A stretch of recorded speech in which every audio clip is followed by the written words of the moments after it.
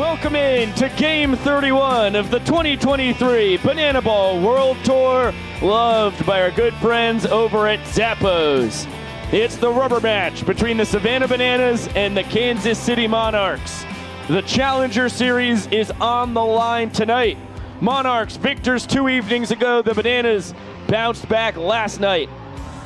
And now, the 3-game set will be decided here on a beautiful night in Kansas City, Kansas at Legends Field. Not just this season series on the line, the all-time series between the Bananas and Monarchs is hanging in the balance tonight as well.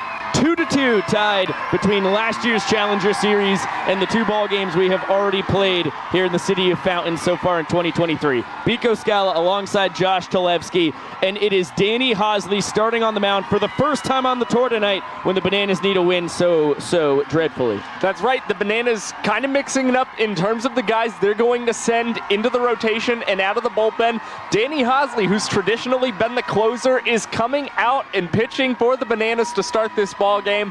For the Bananas, they know it's a guy with a high strikeout rate and a low sprint rate, and so that's exactly what they expect to get. If Hosley's able to give them 2 or 3 shutout frames, they expect to jump out by a point or 2 and be able to hopefully hold on to that lead throughout the rest of this ball game. And Zach Matson starting for the Monarchs, another one of their guys with a lot of affiliated experience, although we do not expect him to go long. Joe Calfa, Pietra and company will have probably 6 or 7 of their pitchers towing the slab tonight to try and kind of Johnny Holstaff this ball game together, just like they've done Thursday and Friday night. Now, we went over the Monarchs' 4-2 win on Thursday night on last night's pregame show. Let's dive into how the Bananas came away with a 4-1 victory an evening ago. Pick it up with Alex Gordon, throwing out the ceremonial first pitch, although in Banana Land, that one actually counts a tad high, and it's actually going to be a ball. So Kyle Lewig starts the ball game with a 1-0 count, but that's okay. He was rolling early. Ends up getting Jacob Robson on his tour-leading 5th trick play overall. That's just for pitchers. And a spectacular minute and 54-second first for Kyle, one of the 25 fastest innings of all time. In the bottom of the first, Bill Leroy on second base as the inning-winning run, and Eric Jones brings him in with the base knock. Now to the second we go. Gio Brusa with a man on first, and Kyle making a nice play behind the mound to get the out. So nice you get to see it twice. And then getting the clap together, full capacity, Legends Field crowd, over 7,000 Bananiacs clapping in unison. That is gas. Kyle was 89-92 all night with incredible control. And to celebrate, yeah, everybody's just going to be stuck in time. The old Black Beatles Mannequin Challenge, circa 2015. And they're fired up that they hit the nail on the head there. Malachi Mitchell, the inning-winning run on third base. That's going to be a walk-off steal of home. Malachi, unbelievable. His 5th walk-off of the tour. All of them have been because of his base-running prowess. And then how about this battle? Let's see a couple guys dueling with lightsabers at the ballpark every night of your life. To the bottom of the 3rd we go. Ryan Cox fouling out to a fan. He's tied with Tanner Thomas with 3 career foul outs to fans. That's the most in Banana Ball history. And then Jackson Olsen, well, he's going to steal first base as that one skirts away from Gavin Collins behind the plate. And then Kyle back out on the bump, starting a fantastic 1-6-3 double play. Ryan Cox with his tour-leading 46th trick play, doing the hard work at second. And Cowboy Kyle continuing to groove. Next man up, Gavin Collins. That one's in foul territory. Eric Jones, are you kidding me? Phenomenal snag by the Nanners first baseman, and then up into the booth we go. And Josh and I with some delightful frozen bananas thanks to Nick Keldy. Matt Wolf inserted into this puppy in the top of the 7th. Has his grand entrance. Trick play from EJ. A little more fun from Wolfie. A back flipping catch from DR Meadows. wild 7th inning. It just gets crazier in the bottom half. Malachi Mitchell, the inning-winning run. DR Meadows works the ball for a sprint. And the Nanners extend their lead to 3-1 and bring in Jeremy Guthrie to throw in the top of the 8th inning. Pulls out the old KC Chiefs helmet and runs a play with the boys. How about it? And that is a strike. Guthrie tosses a scoreless 8th. And big celebration from all the boys outside of the dugout. Now to the bottom half. Ryan Cox up. He draws a sprint on 4 pitches. As you can tell, that one right around the vicinity of the bottom of the zone. Brandon Coach, not too happy about the decision. He said a couple magic words to Vincent Chapman and is the first person ever ejected from a Banana Ball game for anything besides bunting. Now Stilts getting an AB. You saw that earlier from the 360 cam on our pregame show. He ends up grounding out, but Noah Bridges, his second walk-off in as many nights, the sacrifice fly, gives the Bananas a 4-1 lead, and they lean on the man starting tonight for him. 1-2-3 frame for Danny Hosley, couple of strikeouts for his trouble.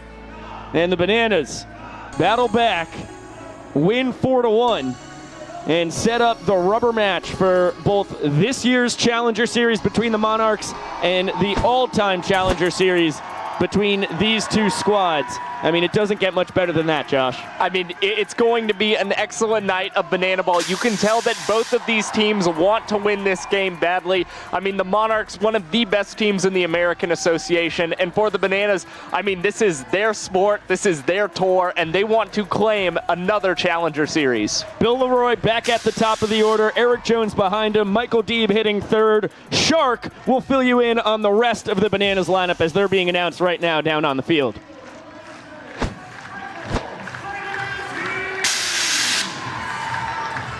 The extra hitter, number 24, Dakota D. McFadden.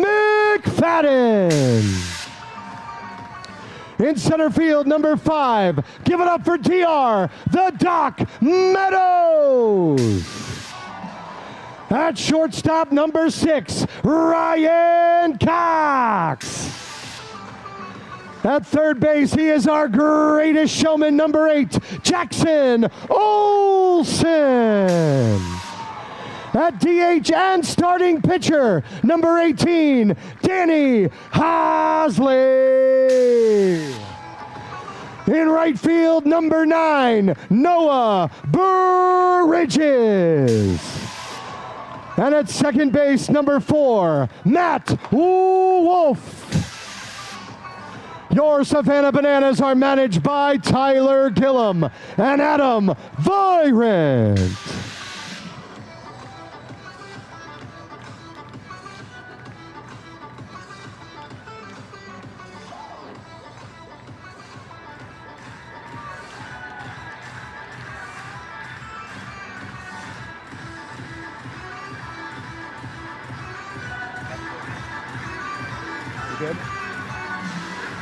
Ladies and gentlemen, please remain standing and remove your hats. Here to honor America with the singing of tonight's national anthem, please welcome Christina Strader. Oh, say, can you see by the dawn's early light what so proudly we hailed at the twilight's last gleaming, whose broad stripes and bright stars through the perilous fight o'er the ramparts we watched were so gallantly streaming. And the rocket's red glare, the bombs bursting in air, gave proof through the night that our flag was still there. Oh, say, does that star-spangled banner yet wave o'er the land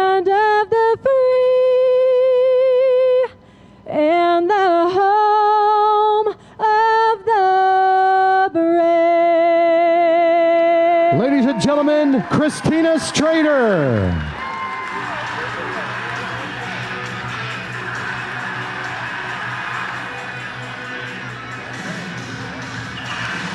It all comes down to this. The Savannah Bananas and the Kansas City Monarchs locked in a game apiece battle here in 2023. And a 2 games apiece lifetime record against each other. It will be decided tonight in game 31. Ladies and gentlemen, make some noise for yours. Banana Ball World Tour.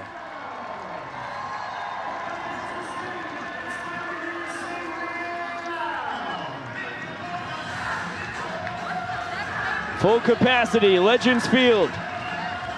Rowdy and ready for the final leg of this 3-game set between the Bananas and the Monarchs.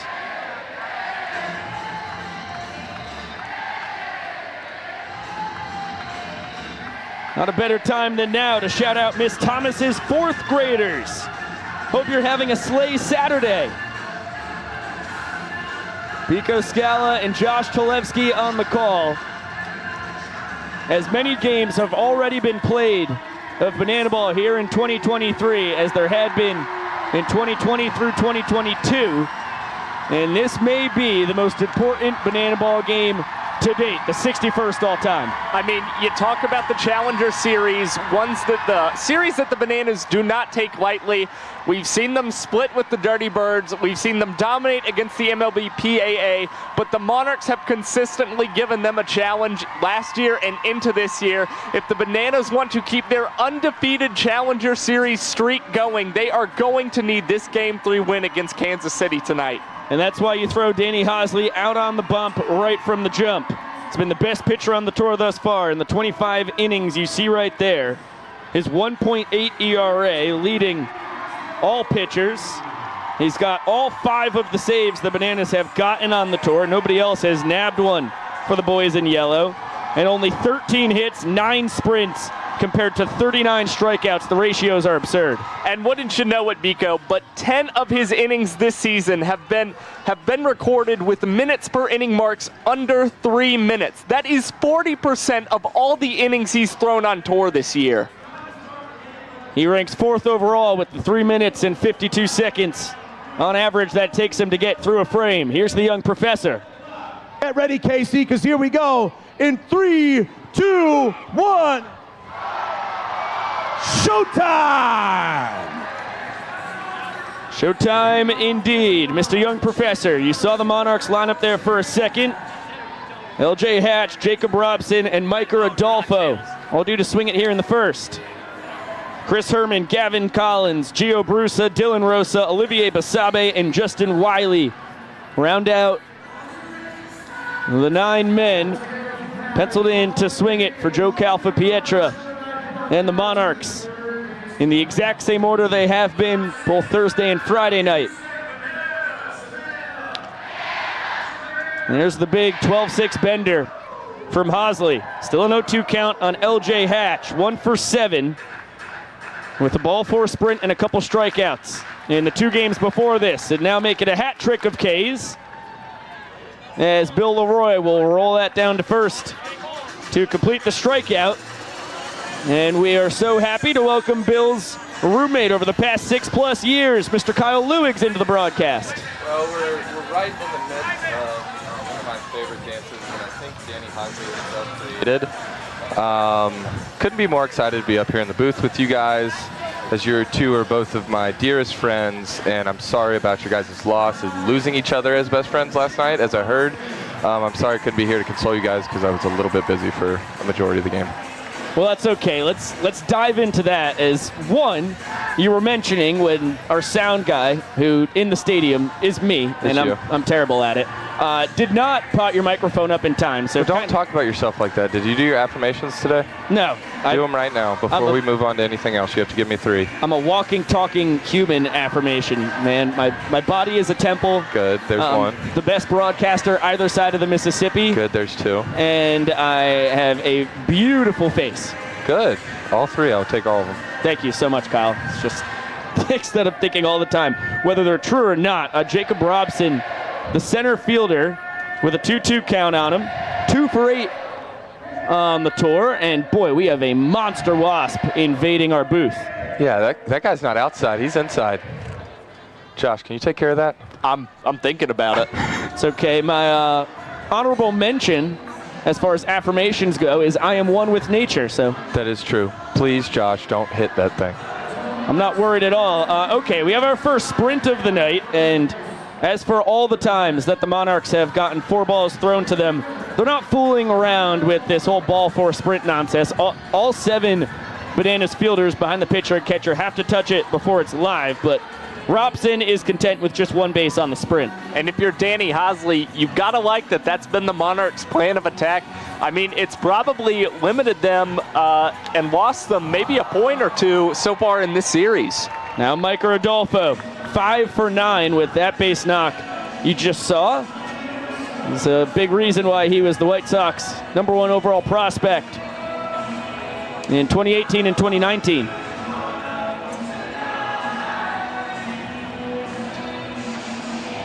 Although I will say, Kyle, good job keeping him to a 1 for 2 performance in his 3 ABs against you.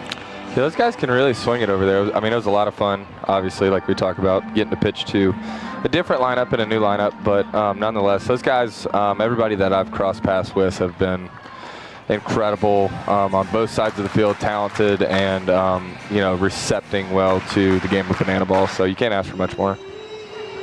Chris Herman, 8 years of experience in Major League Baseball. 4 with the Minnesota Twins, couple with the Diamondbacks, and a season each with the Mariners and A's. That ball barreled to left center, but D.R. Meadows has a beat on it. He'll throw behind Robson, who gets back to the bag just ahead of the throw from the doctor. What a stretch there from Wolfie there at second. And I got to say, that was probably my guy that just lined out there was probably my favorite at bat of the night every time he got up, even though I think he had 2 hits off me. Well, yes, he did. He was 2 for 3, but you got him on the 1-6-3 double play in between. I don't want to toot my own horn, but that was a splitter that he hit. And I only threw 2 of those, so 1 for 2, I'll take it. You know, that's the right time to pull out the splitter against an 8-year MLB veteran, right? like Herman. Right? They call him the Herminator. The other guy was, I want to say he might have been the 3-hole. It was 0-2 for about 9 pitches. He had fouled off every pitch that I can throw. And Bill just kind of looked at me and shrugged his shoulders and threw down a splitter sign. I was like, why not? Jackson Olsen puts away Gavin Collins. And a sprint and a single. But both Monarchs stranded on the bases. Good start to the evening for Danny Hosley. Niners just need 1 run in the bottom of the first to walk it off. And we've got the world's slowest race going on between the top and bottom of the first.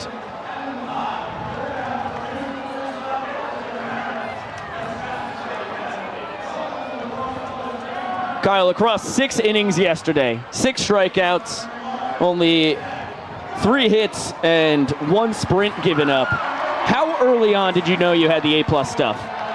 I think anytime you can get out of the first pretty clean, especially 1, 2, 3 for me, is a big one and a big kind of factoring into how the outing is going to go. Because I would say usually the first is probably my worst inning. So going 1, 2, 3 was definitely made everything else seem like a walk in the park. And not to mention last time I was here in the first, I gave up 6. So I was very happy to give up 0 in the first. And then just kind of keep rolling and get comfortable on the mound. They kept pretty active with balls back to me. And guys out in the field made some really good plays. And Bill had a lot of blocks behind the plate, which was, always comforting to see. I mean, what do you attribute the reason being of so many balls being hit back to you and so many fielding chances for you throughout the night? I'm not sure if it's, if they don't like me or maybe they don't like the way that my face looks when I pitch, or maybe I throw pitches that guys like to hit back at me. I don't have a good answer for that, Josh, but if you get back to me on the science behind it, I would love to hear it. I'll do my research. I'll get my best people on it. Got it. You're your best. You are your best self, so you're the best person for the job. Speaking of someone being their best self, we almost had a toddler finish the race. We're gonna have to check on Zach Matson though before that is concluded, and yeah, the toddler never got there, but they moved the finish line to him, so that was awful kind of him. Zach, the pride of Fayetteville, Missouri, drafted by the Baltimore Orioles in the 24th round back in 2016. And spent 6 years in the organization, made it up to high A, Frederick Keys, before getting up to double A with the Colorado Rockies, playing for the Hartford Yard Goats in Dunkin' Donut Park, where we will be on August 14th. Little Bananas Party Animals action. And then with the Pittsburgh Pirates last summer, he made it up to AAA with the Indianapolis Indians at Victory Field. We'll be there June 29th and 30th. Following the Zach Madsen trip through the minors. That was the first idea for the name of the 2023 Banana Ball World Tour. Really? Yep. It's going to be the Zach Madsen Journey Through the Minors, loved by Zappos. It's catchy. I can't believe it didn't get taken. 2 out of the 33 cities. I mean, we figured that was enough. Madsen pumped that heater to the 6-year Banana Bill Roy at 93. Bill comes in hitting 284. Leading off for the second straight night as your other roommate, there's 3 guys, 1 house. It's Bill, Kyle, and Dan Oberst is currently on the mend. Yeah, we actually have 5 roommates. It's a good point as that one lofted towards the stands. A fan could make a play on this. They do not. Bill popped out to a fan last night for the first time in his illustrious career. That is kind of crazy that was his first time. My 4th roommate being Dan Oberst's girlfriend, Alyssa. And then our 5th roommate, and my favorite, of course, being Hasbullah. Because I got a cutout of him for his birthday, and he's currently laying in my bed, tucked in, keeping my bed warm while we're away in Kansas City. It's an important thing to have. That heater gets the low outside corner. And Bill, not the biggest fan of the call from Vincent Chapman, but it looked good to me. Thought he might pull one out of EJ's book of vocabulary right there. I didn't have a good eye on the pitch, so I couldn't see where it was at. It's hard to see from, like, up and down from up here. Shade City right now here in the barbecue capital of the world. And the shadows just barely engulfing the 60 feet and 6 inches between the rubber and home plate. It's got part of the infield, but I'd say probably 75% of our field out there is still bathed in sun. Yeah, I mean, speaking of barbecue, that barbecue we had post-game last night, I thought was pretty solid. It was delicious. My body hasn't loved it since, as that ball looped into right, and Eric Jones just keeps on hitting. That is now a 10-game hit streak for the man who spent time with the Minnesota Twins and Seattle Mariners organizations. And it's remarkable consistency for Eric Jones at the same time as Malachi Mitchell's going to come in and pinch run for him. I mean, during this 10-game hitting streak, only one of those games has been a multi-hit affair. See if he gotta can spread them out, man. We got a lot of games. Yeah, we'll see if he can disrupt that trend tonight. As Michael Deeb takes a 93-mile-an-hour fastball for strike 1. I won't be able to be up here for too long tonight. Kind of a lot like Thursday, but I would like to leave you guys with this before I leave at some point. Michael Deeb is going to leave the building tonight, probably into the home run hill. Well, you saw on Thursday night, he was just a couple inches away from what would have been an 8th inning tying solo shot, 7th inning rather. As he is struck out looking. That one 91 on the inside corner. Well, he's not going to do it. I never said the first at bat. I just said he's going to do it at some point. Correct. So we can just knock the first one off. The former Chicago White Sox product heads back to the dugout. Now Dakota McFadden, the extra hitter, will swing it. Who was asking for tickets in the locker room. He said he needed 4 tonight. So I'm assuming that means that he has to have at least 1 family member here, which puts him projected batting average on the game at like 850, 875. Yes. Somewhere around there. Yeah, I'm going to put my yard card on him, but I'm not going to use it now. Okay, that's fine. I'm going to use it a little later. And the Bananas, they're actually at risk, Kyle, of playing their first series of the season without hitting a home run. Shh, don't say that. That one tapped to short. LJ Hatch. Smooth as silk across the diamond. And a good first frame for Zach Madsen. We're scoreless after an inning of play. And Josh, can you please walk us through our showman of the night from an evening ago? You know I can. Now, here we go. We've got our second showman of the night, and he's here smiling and dancing from Media Day. It was Kyle Lewigs, and here we go. Start of the game. Strikeout of LJ Hatch. Kyle pulling out the arrow. Now Jacob Robson coming up, and Kyle getting it started with the trickery early. How about the trademark between the legs snap to Eric Jones at first base? And then Kyle, you're going to end the first inning with a nice play by EJ in foul territory, and that was a 1 minute and 54-second MPI in the first inning. Now you get into the second, and Gio Bruce, a broken bat, and how about this athletic play, turning yourself around and firing on to Eric Jones at first base. An excellent play, and you get to see it twice. Now Kyle, you nailed the 3-2-2, and this is one you were pretty pumped about. You got the roll, you got the clap, you got the hips moving, and how about this? You're an absolute pro. Strike thrown, Vincent's gonna give it to you, and all smiles from Mr. Lewigs. Now Robson up at the plate, swing and a miss, and that's an MPI of 1 minute and 47 seconds. Your fastest on the tour so far this season. And now, strikeout here in the sixth. That is your sixth of the game. And Kyle, just an unbelievable pitching performance. You pick up another win against a challenger opponent. 6 strong innings, 6 Ks, only 1 sprint allowed. How do you feel about the night, buddy? Yeah, I mean, I think you got it all covered there. I think that I probably could have held that handstand as long as that inning went, a minute 40, something like that. I've been feeling really good about my handstands.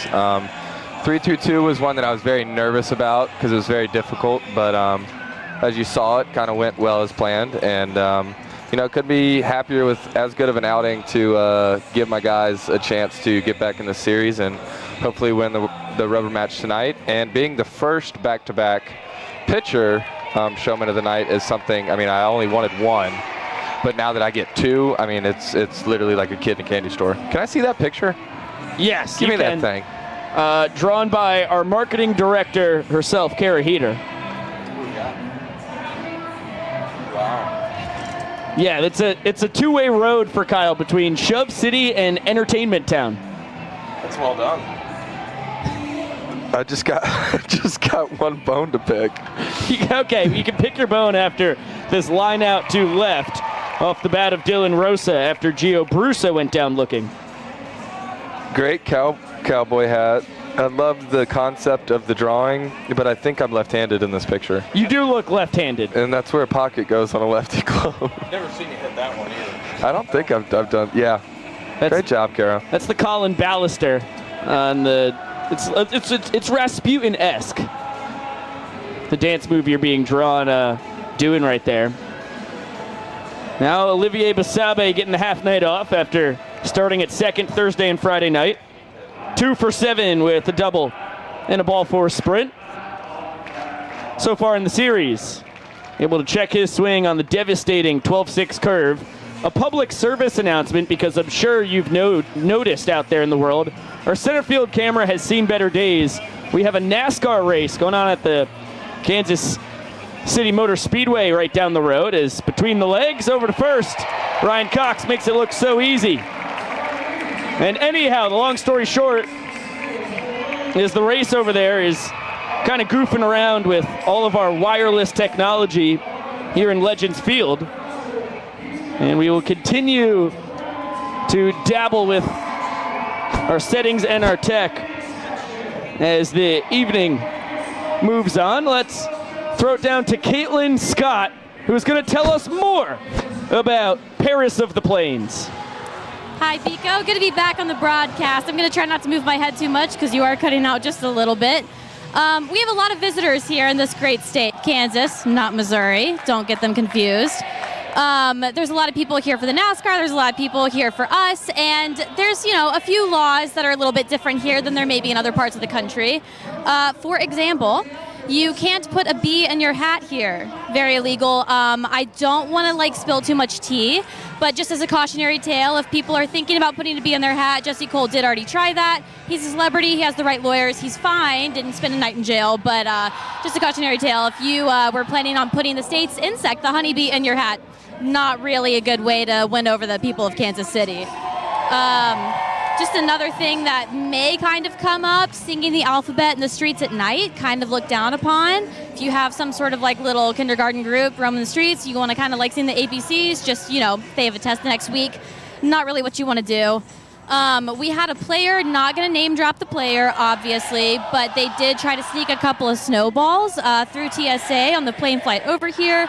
Can't really do that. Luckily, it melted. He wasn't going to start a snowball fight. Really illegal here in Topeka, Kansas, actually. But the evidence was there. He got a little slap on the wrist. I think everything's okay. Something for avid hunters, can't hunt whales in Kansas. I know it's tempting. There's a lot of places where whales may be floating around. Don't do it. I know another player who actually brought some hunting supplies. We have TSA pre-check, it's fine. They really trust us here. Maybe not the best idea. It's also, I think, kind of just to wrap up here, if a vending machine steals your money here in Kansas City, you can't beat it up. I know it's rough. I know that it kind of committed the crime first. It's a vending machine. It doesn't really know better. Violence is never the answer. Anyway, really happy to be here, Biko. Back up to you in the booth. My knowledge of Kansas City has quintupled in the last 2+ minutes as DR Meadows skies it in the infield. It'll come down in the glove of Gio Brusa. As for the second straight frame, Zach Madsen got no run support, and the Nanners just need one to take their first lead in the all-important points category tonight. Biko Scala with Kyle Lewigs, and now joined by Dan Oberst in the booth. How you living, Dano? Pleasure to be here. You know, when I got the invite, I was fired up, giving the guys some energy in the dugout, but always good to be up here with you, Biko. Listen, appreciate it. I'm going to give you a little, just get that right up to the mouth so the people can really hear you, because although it's not your favorite story in the world, we've brought you up here and kept Kyle in the booth for a reason. I thought it was because, I mean, I don't want to jump any guns or anything, but we're just some food away from Kansas City's second ever mukbang up here. That's why I thought I was here, to be honest with you. Well, I mean, what are we doing? Yeah. We've tricked you once again. Dan, you're currently nursing a little bit of a hamstring issue, which brings us back to 2019. Before my time in Banana Land, and as Ryan Cox continues to battle against a really tough guy on the mound in Zach Madsen, who was throwing in AAA for the Pirates a summer ago, and has been pumping low to mid-90s with that nasty bender you just saw there. Nanners shortstop has worked the count to 2-2. Dan, could you do us the pleasure of regaling us with the story of your first Bananas game? Yeah, so the most recent hamstring injury, you know, it wasn't quite as ugly. You go back to 2019, I'm stretching for a ball at first base, and you get a pop. Prior to that, I dropped a fly ball in the infield. That was, you know, the most routine fly ball you've ever seen. Luckily, this time with the hamstring, I was, you know, running second on a double ball in the gap. But she popped. We got a little tightness. Did take BP today and yesterday. Swing's good. So, you know, hopefully we'll be back sooner than later. Now Jackson Olsen will swing it. Takes the 81-mile-an-hour bender low and away. Nanners third baseman hitting .304 on the tour. It's been very hot as of late. Hit .400 throughout the month of April. So that's kind of the cool part of this injury, as cool as an injury could possibly be, is you're still available off the bench as a pinch hitter tonight. Yeah, absolutely. Took BP yesterday, told Coach Gillum, you know, big situation comes up late in the game. I'm ready to go. I don't know that I'll be burning down the line, but hopefully we get something in the air in the gap and cruise into first and let Flash come in and do his thing. You have 18 steals in 21 attempts on the tour. I'm guessing that's out of the question tonight. Yeah, I mean, I think, Biko, if I get up to bat, as soon as I touch that bag, you're going to see the Flash sign from Gillum on the dugout. But just looking forward to hopefully getting in there, helping us get a W anywhere I can, and supporting the guys. And I will say that, I mean, back to 2019, that ball, what was soft was the ball that was hit down the first base line. But my dear friend here is pretty modest. He hit BP today, and one thing that wasn't soft was balls that he was hitting. I think he hit like 5 or 6 to hit target in the air down the left field line. Count now full on the grade 8. So Kyle, from your perspective of meeting Dan for the first time, when he came to Savannah in 2019, and then you guys play 3 collegiate summers. Oh, boy. That ball destroyed to right. Jackson Olsen. See ya. Walk him off. The greatest showman ends the second inning in one fell swoop. It's his 4th homer of the tour, his 8th walk-off. And now he's trying to knock out all of his teammates. The kick's gonna do the job. That ball was crushed. Another ball incinerated. Incinerated, that's incredible. Guys on fire. Lefty-lefty matchup. Swinging a good bat. How about that? 3 out of his 4 homers on the tour have walked innings off now. Yeah. I mean, that's a tough matchup. Lefty-lefty. I think he was in a 2-strike count. Gets a pitch over the plate and just drives it out of here. That's impressive. Well, Maceo and the boys boogie down low. We'll throw it back to you, Kyle, and just giving us that fantastic Dan Oberst story here in Banana Land. The first foul ball? Yeah, you gave us first foul ball. Do we have to keep bringing that up? No. Forget the first foul ball. He dropped it, but then all the way to the last foul ball Dan caught as a that was pretty special. I mean, there's been a lot of full circle moments here with the Bananas and just in baseball careers in general. I think another one's going to be coming up whenever we play in Texas, hopefully in the Rangers Stadium. But probably the coolest one I've been a part was that CPL championship that we were chasing for 4 years. Yeah, it seemed like it was impossible, and we had the same group of core guys, and we just couldn't get it done. And Dan missed that pop fly to start the season, but he caught the last out in the same similar spot to secure the CPL championship. So for the record, Jordan Merritt did end up striking the guy out. He did. No additional ball, If anything, it's him being a good teammate, giving him another option to strike the guy. Yeah, he was the donut guy of the night too. Exactly. I remember it vividly. It's so fans first. Yes, So exactly. fans first. I was trying to make my mark as early as I could. Fans first. Merritt got the K. Donuts for everybody. Well, a new teammate of you guys, at least for the weekend, Johnny Anderson, making his Banana Land debut here, and this is one of Jake Skoll's favorite teammates of all time, and Jake prefaced that with the fact that he really usually does not like pitchers. Trust me, I know.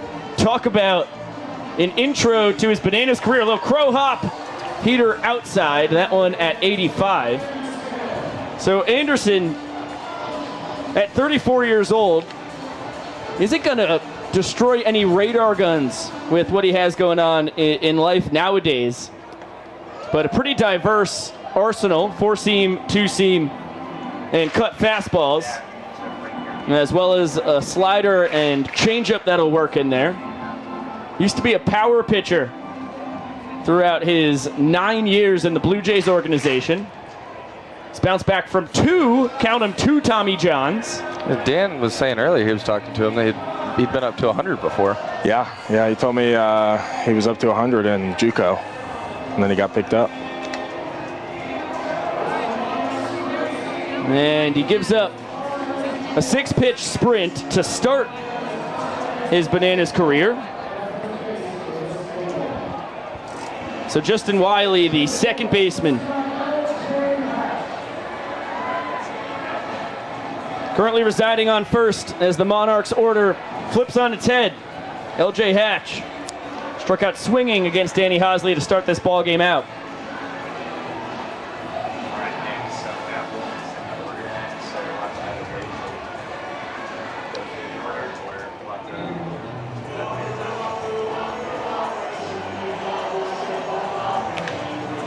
That one tapped foul.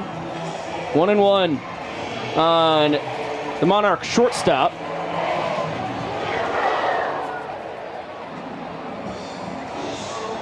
By the way, when he threw 100, like Dan was mentioning, that was when he was at Chabot. Where's that at? Hayward, California. That explains it. He mentioned that to me yesterday. He said he played JUCO ball in California. JUCO Bandit, baby. And this is a guy who only got to play in 2 games his senior year of high school. Didn't have offers to go anywhere, but luckily the JUCO up the street, pretty storied franchise there in junior college baseball.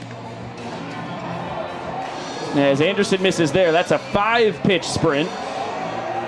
Wiley's going to go first to third with Hatch holding up at first base. So far, 11 pitches in the inning, 8 of them for balls. And the Monarchs set up. Runners on the corners. Still nobody out. Now Jacob Robson, the switch hitting. Check that. The left-handed hitting center fielder. I was about to say, bold strategy being a switch hitter, not going, Going lefty. not going right on left here. Runners on the corners, go left on left Yeah, why for the fun not? of it. He had a 1-base sprint his first time. Yes, he Sword. did. Yep. Good pitch. Slider. 81, I mean, it's not bad. Looks sharp. John, this past summer was the ace of the Gastonia Honey Hunters as racing home. Wiley's going to score on the wild pitch. I think Bill just took that off the deltoid. Yeah, we're He going got Suns out, beat guns up out. last night. Yeah, I think in the middle of the third, he was really regretting his decision and not wearing a cup when he catches. Had one kind of swoop down in the area that you don't want anything down there, especially a hard baseball. It's a bold move as you get another look at the attempt at bodying that bouncer in the dirt. Kyle, what do you think of the Suns out, guns out look?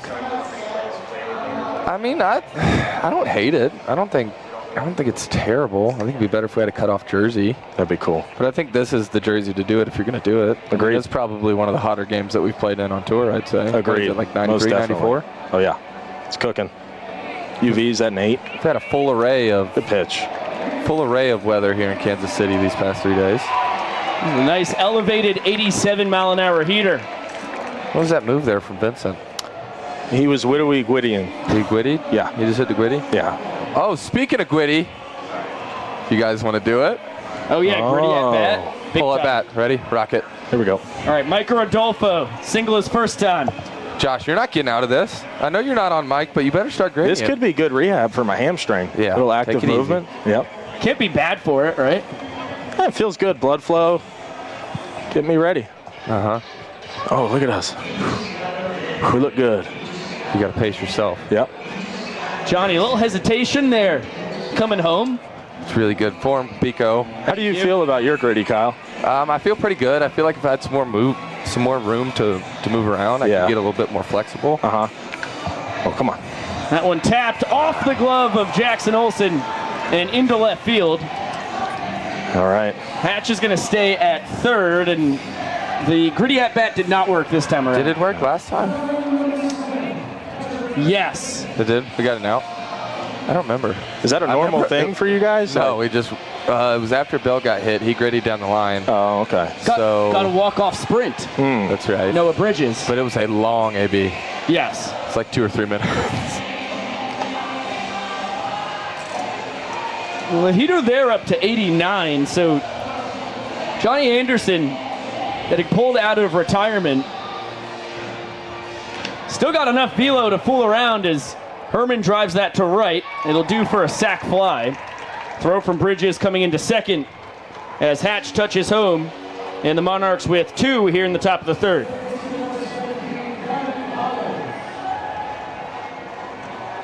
Adolfo staying put over at first base. Herman picks up his 4th ribeye of this 3-game series. Yeah, he's a good hitter. Yeah, he's got a plan when he goes up there. He's pretty talented. Yeah. Yeah. Some people would say he has a clue. Devin Collins Guys like us never had a chance. flies it to right. Noah Bridges adds a dive for dramatic effect. Just consistent hard barrels, knows what he's looking for. And, that's probably got something to do with why he was in the big leagues for as long as he was. Well, 2 runs for the Monarchs. Both guys who scored were gifted their stay on the base paths with ball 4 sprints. Now the Niners need 2 to tie it, 3 to win the 3rd inning. They currently lead the ball game by 1 point. Before we bid you adieu, Kyle, because I know that you have a really busy evening ahead of you down in Legends Field. A final thought here, would you, as now we are in year 5 of Dan Oberst as Banana, year 6 for you. I mean, did you ever imagine this journey with the two of you, and now you're living together, plus you throw in Bill, 6 years together, also in the equation? I mean, just how wild is this whole thing? Yeah, it's really wild. I think the world works in really funny ways, but I think if you ask any 3 of us, I think I got asked that question yesterday, and it was like, did you think that you'd be doing this with the Bananas? And the easiest answer was I didn't know if I would be doing it or not, but I thought, from that first summer in 2018 that we would be doing something special here. So that doesn't really come to as a surprise, but for it to be able to work out for all 3 of us and have as big of a role as we do, just being a core group of guys that have been a part of it for so long and being a big part of each and every show has been more than special and more than a blessing. And how about Dan going from a catcher whose the knees weren't treating you so well to the power-hitting first baseman stealing a bajillion bags and winning Gulf South Conference Player of the Year awards? Yeah, I mean, you hit the nail on the head there. We got a lot of talented guys, and they seem to play better in yellow. And I think they're going to keep playing it better in yellow for a long time. I'm going to still try to get better at dancing. I think Dan's probably going to start working on his vocals. He might start singing. I don't know. Very true. What Very new true. talents we're going to get. Bill, he'll just probably catch until he dies or something. I don't know what's going to go on with him, but we're going to try and learn new things and be open to new things and travel to new places and put smiles on people's faces for a long time to come. Hey, appreciate it, man. Really well said, and always blessed to have you. Thank you guys for having me. Can I keep this picture up here and get it from you at the end of the night? You can keep it. I mean, yes, it can stay up here, and then I will give it to you. You need to frame that in the house. If that's not in the living room, I'm going to be upset. I'll put it next to Hasbulla by the TV. Okay, that sounds good. See you guys. Thanks for having me. There goes Mr. Kyle Lewigs. And as heartbreaking as it is to see the ace of this squad exit the broadcast booth, it does open a microphone to Josh Talevsky. What have you been up to these past couple innings, buddy? Tracking some stats, admiring my favorite player, Dan Oberst. Stop that. Just things here and there. I've been admiring you, Josh, in the dugout. I was actually looking up here. Biko, no offense, I admire you too, but None taken. I just looked up and saw Josh, and I lost focus for a minute, but now I'm up here with you guys, and it feels great. I get that from time to time, so I appreciate that, Dan. Usually just from my mom. It's going to be 8, 9, 10 for the Bananas after hitting 9 guys last night. He's going to get tagged out, Biko. Yeah, Vincent Chapman. Well, here's the thing. Vincent Chapman is currently ruling this incorrectly. Danny Hosley kept a foot in the box, which means that he didn't have to continue what looked like a start of an attempt of stealing first base. But Vincent saw one leg leave the box and is taking that as the letter of the law. If you check the official Banana Ball rules book, if you keep one of your feet in the box, you can stay put. It's not a forced play at first base yet. Okay. So as long as both feet don't leave the box, you're good. Correct. Okay. I've stolen first a couple times. I don't usually hesitate on it. It's a tough, judgment call. I can see how a lot of guys do. That's a tough out. Hosley's been heating up. Yeah, Dan, you're tied for the team lead with 2 steals of first on the tour. Okay. Who am I matched up with there? You're locked up with Jackson Olsen and Dakota McFadden. How about that? Last year, Bill Leroy and Tanner Thomas tied at 3 steals of first each in just 12 games. That's pretty impressive. Healthy swing there from Noah. And Tanner's your current tour leader with 3 steals of first so far in 2023. Okay, I know Bryson Bloomer's he's gaining on that. He's very excited about the steals of first base with the juice factor score, so keep an eye on him, looking for those. The Boomers got a pair. Yeah, 2 in 1 game, I believe. I think you're right. Good leave. No, with a 1-2 count. Looked like a changeup from Carlos Sanabria, the new man out of the pen for the Monarchs, who replaces Zach Matson, who goes an inning and 2/3 before he was walked off on in the second inning. Solo shot from Jackson Olsen. Good leave. That was a nasty bender at 82. Sanabria pitched Thursday night. Struck out Noah Bridges. Also got a fly out from Dalton Malden. Eric Jones stole first. And then Sanabria Cade, Michael Deeb. He throw night 1 or night 2, Biko? That was Thursday, night 1. Okay. This one a mile high to shallow left. Coasting in and making the snag is Dylan Rosa. Here we go. Here we go.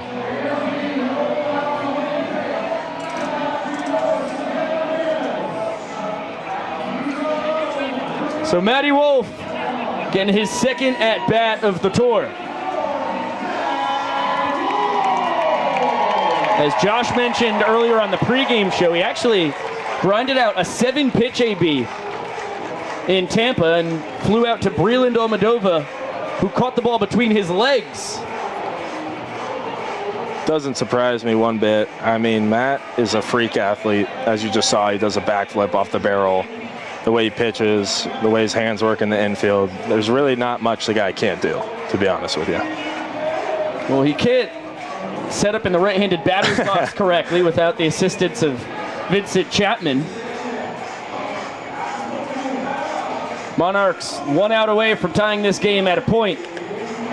And Wolf swings backwards. Now Vincent's gonna have to tell him to do the exact opposite of what just occurred, man. Looks like that startled the catcher a little bit there. I don't think he was expecting that, Biko. Chris Herman, across 8 years in Major League Baseball, never saw anybody swing backwards as Wolfie loses his suspenders and he's plunked. Oh no, he's going down. That's the end of the shenanigans. Herman is gonna help Matt up. Looks like his right leg may have actually escaped the trousers. He's gonna crawl back into the barrel from whence he came and be rolled to first base. With the trousers hanging out of the bottom of the barrel. That is special. Shout out Jared Donaldson and Dakota McFadden for getting our trick pitching extraordinaire 90 feet down the line. Yeah, I'd love to see him run the bases in the trousers myself, Biko. I was thinking the exact same thing there, Dan. Oh, and it looks like we're not going to get that, Josh. The pride of Joy, Oklahoma fixes his jeans. And through all of the absolute nonsense that your eyeballs sent to your brain just there, Bill Leroy represents the inning tying run at the dish. Oh boy. And he has one of his 4 career home runs as a Banana here in Legends Field a year ago. Yeah, an absolute bomb and a huge spot in the game, and I don't think that home run will ever be forgotten. It was truly majestic. Bat flip, you name it. From start to finish, that home run was something I'll never forget. Bill struck out looking to kick off the bottom of the first inning. It was only his 5th K on the tour. He's now tied with Dalton Cornett for the tour low in strikeouts for everyday guys. Yeah, Bill's going to grind out at bats. I mean, he's a savage in the box, knows what he's looking for. Bat to ball is unbelievable. I mean, he grinds out at bats and always finds a way to get on. Heater there from Sanabria at 92. Wolf leading off first. Bill filling in for the man we've got in the broadcast booth, Dan Oberst, in the leadoff spot. As Danny nurses the hamstring. That one tapped to third. Across the diamond, play made by Gavin Collins. And Sanabria works around the 2-out hit by pitch. Monarchs win the inning 2-0 and tie the game at a point apiece. 1-1 going into the 4th. I'm waiting, Biko. We're going to come back in a big way here. A couple more bombs, a couple more barrels. Bananas are fired up. And you'd wager, if you get called on to pinch hit, it will probably be later on in the night. Yeah, I would imagine it would be later on. Certain situations, I think somebody will have to be on base due to the hamstring. You know, if I put something in play that stays in the yard, it's going to be a single. So hopefully someone in scoring position can get up and do a job, but I would say it would definitely be later in the game, yeah. And you estimate you think you can, I mean, who knows, but you've battled hamstring injuries before and you're like, you think you could be back in a couple weeks? Yeah, I actually, I actually asked Gillum today if I could DH the 11th in Savannah. I'm not sure I'll get that wish, but I've done some rehab stuff with Francis. It's going good, so hopefully 2 weeks. That's the goal. Now, for those who may not have had Dan's full story before, when you had that injury in your first ever game, and then had to chase down the ball in foul territory and everything, you actually went back home to the St. Pete area in Florida and was a lifeguard for a few months before getting the call from Gillum again. Yeah, close. Lifeguard, but we'll go cabana boy. I was a cabana boy. Come on, Biko. Working the beach, renting out chairs, but yeah, it was tough, man. I got close with these guys fast and really respected Gillum. Helped me in a ton of ways, and it was tough leaving.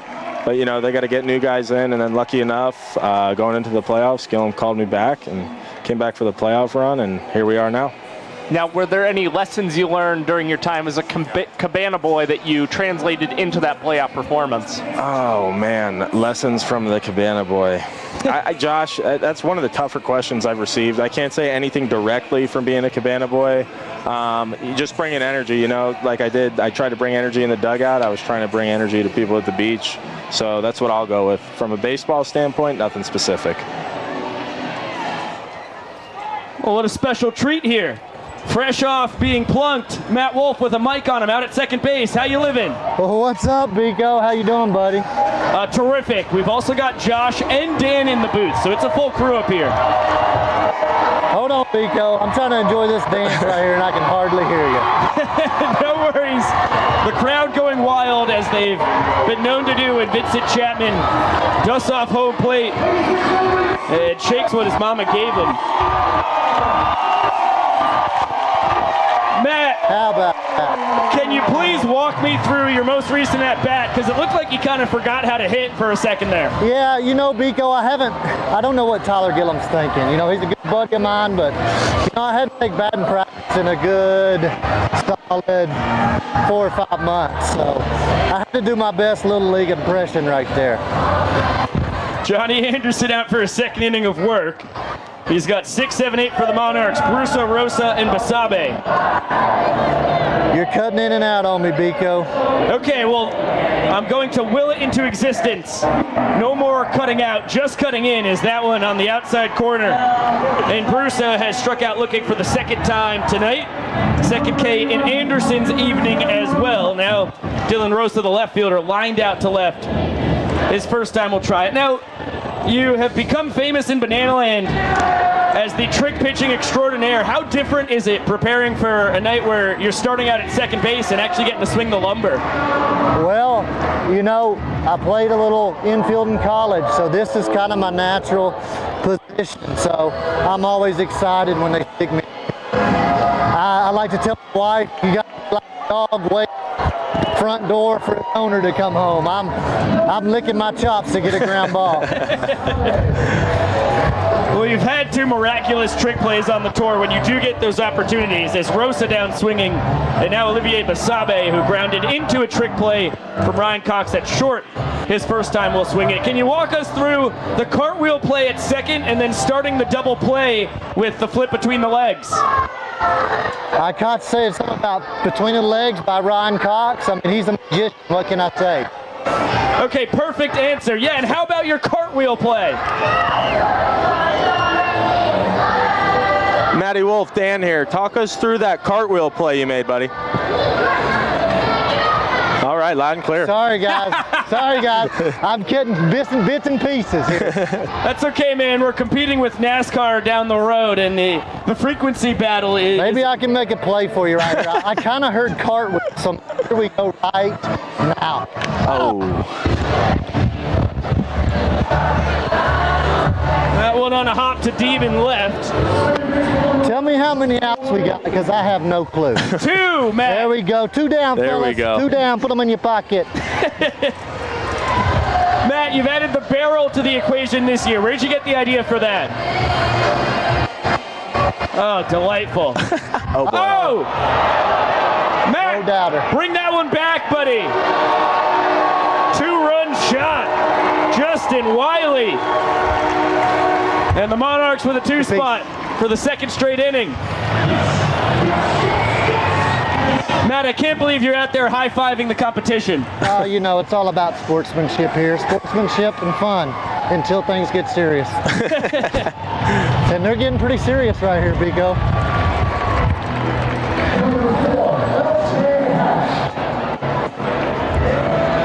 So Wiley takes a trip to the land of good and plenty.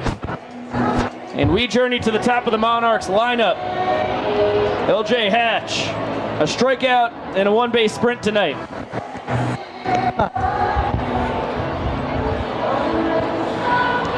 Say that one more time, Biko. Still having troubles. No worries, Matt. We would just love to get some backstory on where Here, you got... let me see if this helps, Biko. Yes, please. Maybe a little bit lower. Oh, yeah, you're clear. You can hear me loud and clear. Where'd you get the idea for the barrel, Matt? Oh, my dad had a short stint as a rodeo clown. I'm 35 years old. I had to have something to stand out to make this team.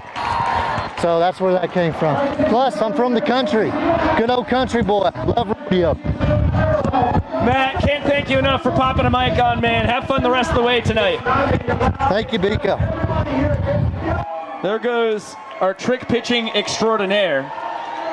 And Dan, before we free you, buddy, as it's hey baby time here in Legends Field, can you just talk about what this crowd has been like here the past couple nights, especially compared to the first ever Challenger Series when you were here a year ago? Yeah, I mean, every city we go to be honest with you, there's multiple moments in every game.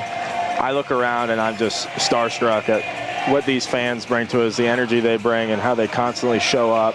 These people in Kansas City have been electric. They show us more support and love than I could ever imagine. So, I mean, they really bring it for us. What we do wouldn't be possible without them. As you see 8,000 people right now doing Hey Baby, there's just so many moments that just bring you back. Really well said. It's pretty special to be back here in Kansas City, and Joe Calfapietra and his boys certainly a lot more bought in this year as well, and understandably so. Yeah. After they really had no idea what they were getting into. Of course, the Bananas, more infamous 365 days or so later as well, but last year it was half his team, half the amateur Monarchs. Mm-hmm. It has been 99.9% of the time the American Association Monarchs playing against you guys this time around. Yeah, I think, you know, a lot of people don't realize until we show up to the park and we start playing. We're playing banana ball, but we got some ballers on our team, man. From top to bottom, we got guys that can throw it, hit it. I mean, we got some studs. So I think people are often surprised with that. And I would say after last year, they realized, you know, let's run our guys out there and play 3 games of banana ball and try to win them. It's exactly what Joe said. He was expecting the Harlem Globetrotters out there on the field against him, and then he realized, oh, this is actually going to get our guys some really good reps in spring training. Yep, absolutely. Absolutely. I think those guys appreciate it too. You know, hitters get to face off against good arms. You look what Kyle did last night. And then from the pitching standpoint, you know, these guys are, for them, are throwing against good hitters too. So it does a lot for both of us as teams, and they've definitely bought in and had a good time with it. Well, listen, as good of arms as they were throwing on Thursday night didn't stop you from going 2 for 2 before your body took you out of the ball game. Can't tell you how much we appreciate you coming up and spending a few innings in the booth. We want to get you back down there because you could be a pinch hitter at any point tonight and could have the winning swing in this very inning. Yeah, if I get the opportunity, I'll give you guys a little point up here, show you some love, and hopefully we get the job done. Appreciate you, Dan. Thanks, guys. There goes Dan Oberst, the best offensive weapon that the Bananas have in their back pocket, and a little bit more of a Kirk Gibson type role here this evening. Yeah, you never know. I mean, Kirk Gibson coming up game 1 of the 1988 World Series with only one good leg, hits the walk-off home run off Dennis Eckersley. Boy, it would be magical if we saw something like that for the Bananas tonight. You saw when he was throwing his warm-up pitches, but Bo Bonvillain, new man to Monarchs. He has 2, 3, 4 in the Nanners lineup. Jones, Deeb, and DMAC. The heavy hitters as EJ skies it to right. Adolfo in, and good start to the evening for Bonvillain. Yeah, Bonvillain was super effective in his last outing. He had 2 strikeouts, a clean 1-2-3 inning for him, and he earned a point as well pitching for the Monarchs on Thursday night. Took down D-Mac, Cox, and Meadows, who are on deck in the hole and in the pit respectively, as the Bananas lineup has gotten a lot more consistent as of late. And Deeb takes 80-mile-an-hour bender on the outside corner for strike 1. Mike struck out looking his first time when Zach Matson was on the bump. Front door bender at 77. Quickly, no balls and 2 strikes on the Bananas left fielder.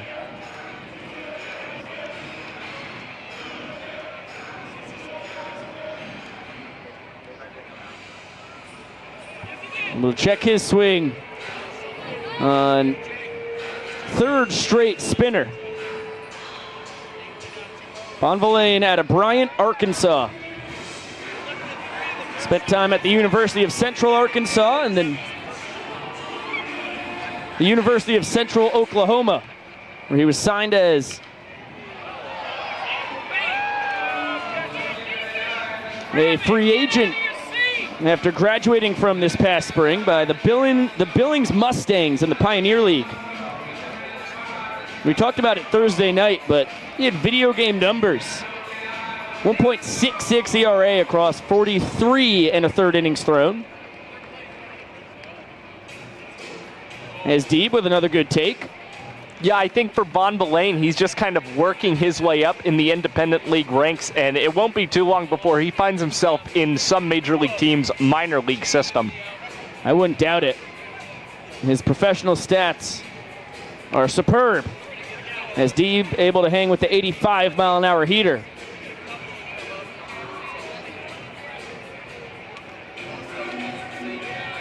Bo, a guy who spent a couple summers in the Northwoods League for the Battle Creek Bombers up in Michigan. Had great numbers there as well. It's really tough to find any statistics from his career on the mound that make you second guess what kind of a pitcher he is, as Deeb barrels that one to right center.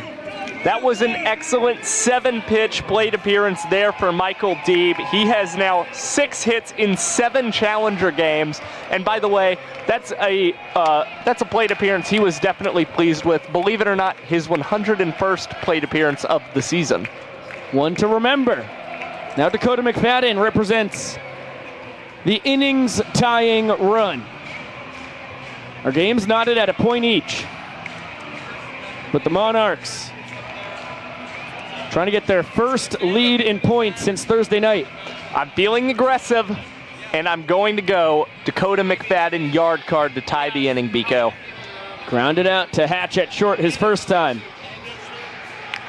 That ball blasted, but far too high down the left field line. Oh, wait a minute. If it's fair, it's gone. Oh, Jack, you called it! Dakota McFadden sent it 700 feet high, and it still had enough power to make it over the home run patio out in left. That is Dakota McFadden's 4th long ball of the season, giving him 8 runs batted in his last 6 games. And boy, what a huge blast. The Bananas with no home runs in this series coming into tonight. And now we've seen Jackson Olsen and Dakota McFadden, guys batting from both sides of the plate, going deep here in this ball game. D-Mac in his 3rd World Tour. Led last year's season with 2 bombs in 12 games. And I didn't think there was a chance in the world that that was going to leave the ballpark off the bat. I mean, I can't stress how severe that launch angle was off the bat of D-Mac. But he hit in the power showcase twice in college for a reason. That guy has some oomph behind his swing. And as Josh mentioned, his 4th bomb of the tour. 4th inning is tied at 2 runs.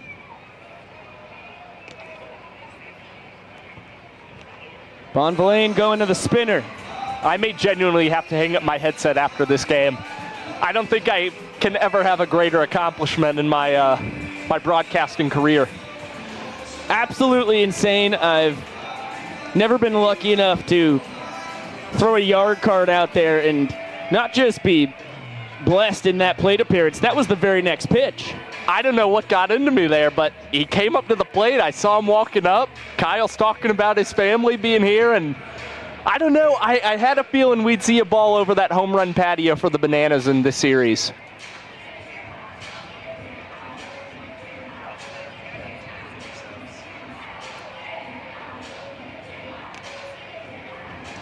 Meadows works the count. Even at 2-2. And 10 gift subs for our YouTube faithful. I mean, come on, what could be better? Oh, that's huge. Chad Reese, our coordinating producer, you're a generous man. I like that. Anytime a yard card is successful, well, 10 gift subs for the people. Boy, I tell you, my best friend Kyle Lewigs is not going to believe this after the ball game.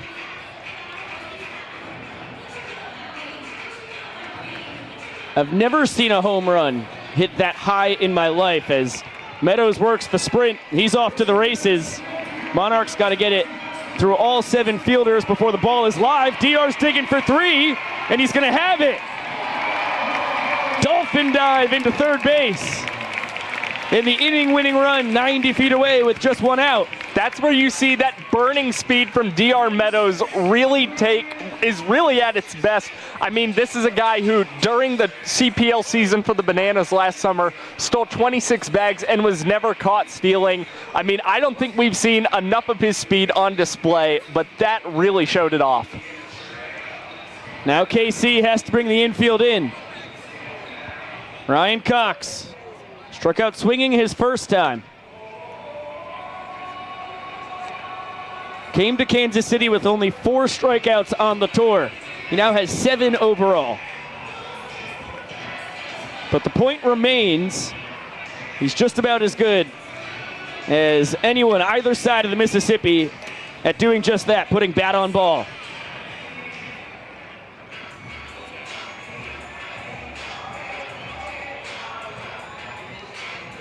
How about that? Gary from Battle Creek, Michigan, where Bo Bonvillain spent the 2019 and 2021 summers. That one to second.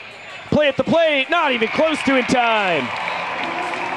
Nanners walk off the 4th, and they reclaim the lead. They're up 2-1.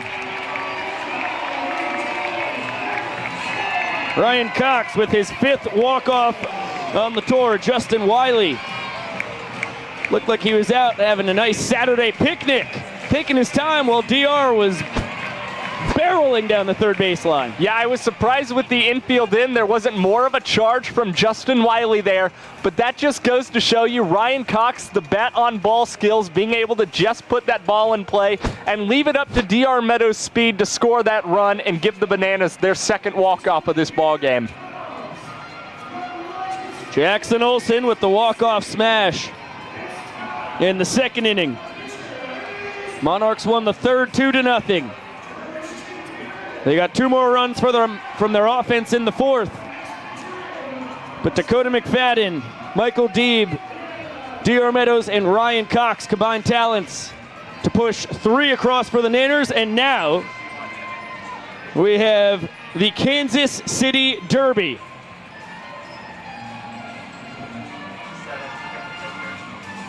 And while we have the Kansas City Derby going on, we have Christian Dierman racing from the stands out on the mound.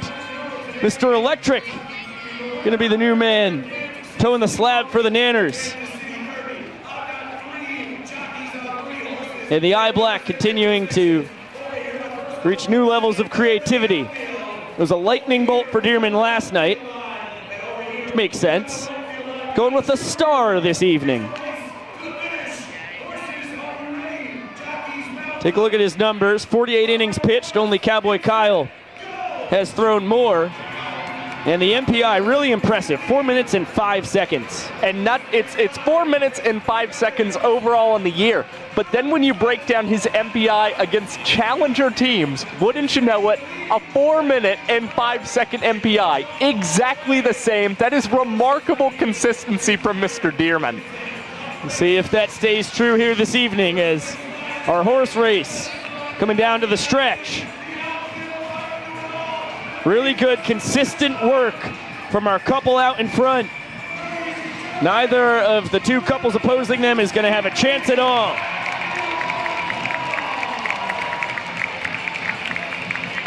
And this is a typical response from the men who have finished up their horse race, but it is pure exhaustion. I don't think having the rubber horse head on helps it at all. No, and I'll be honest, I don't like putting those things on either. Now, spooky in there. Okay, so Dearman out for the 5th.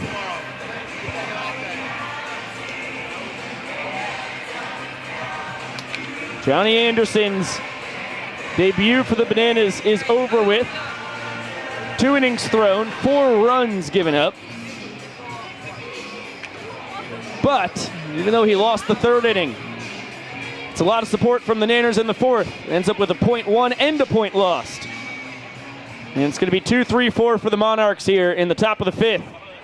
Dearman messing with timing. No balks in banana ball.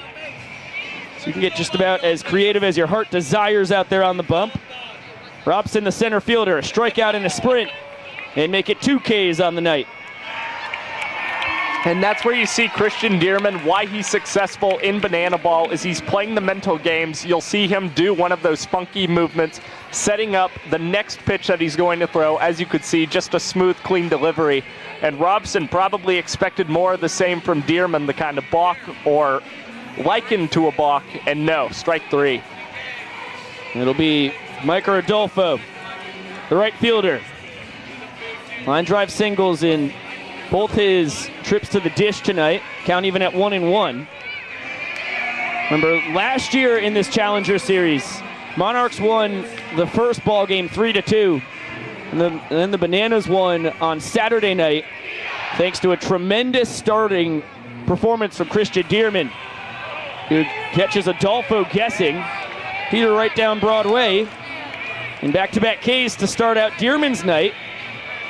He started the ball game last year by striking out the side 3 former major leaguers, Pete Cosma, Gabby Guerrero, and Matt Adams. All went down in an inning that barely took more than 2 minutes. Thinking about stealing first base is Chris Herman, the 8-year MLB vet. 0 for 1 with a line out and a sac fly tonight. Leading this Challenger Series with 4 runs driven in. And well out ahead of the 75-mile-an-hour bender from Dearman. Christian in his 5th year as a Banana, 3 collegiately. Won the Coastal Plain League Championship in his swan song, 2021, and now in year 2 as a pro.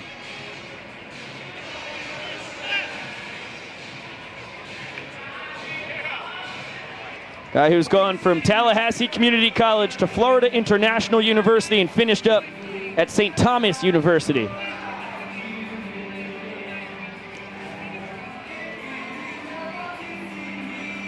And what happened here? Vincent Chapman chatting with Chris Herman, the catcher. I think the discussion was on if he got clipped by the pitch or not. Herman gonna stay at the dish, ready for a 2-2.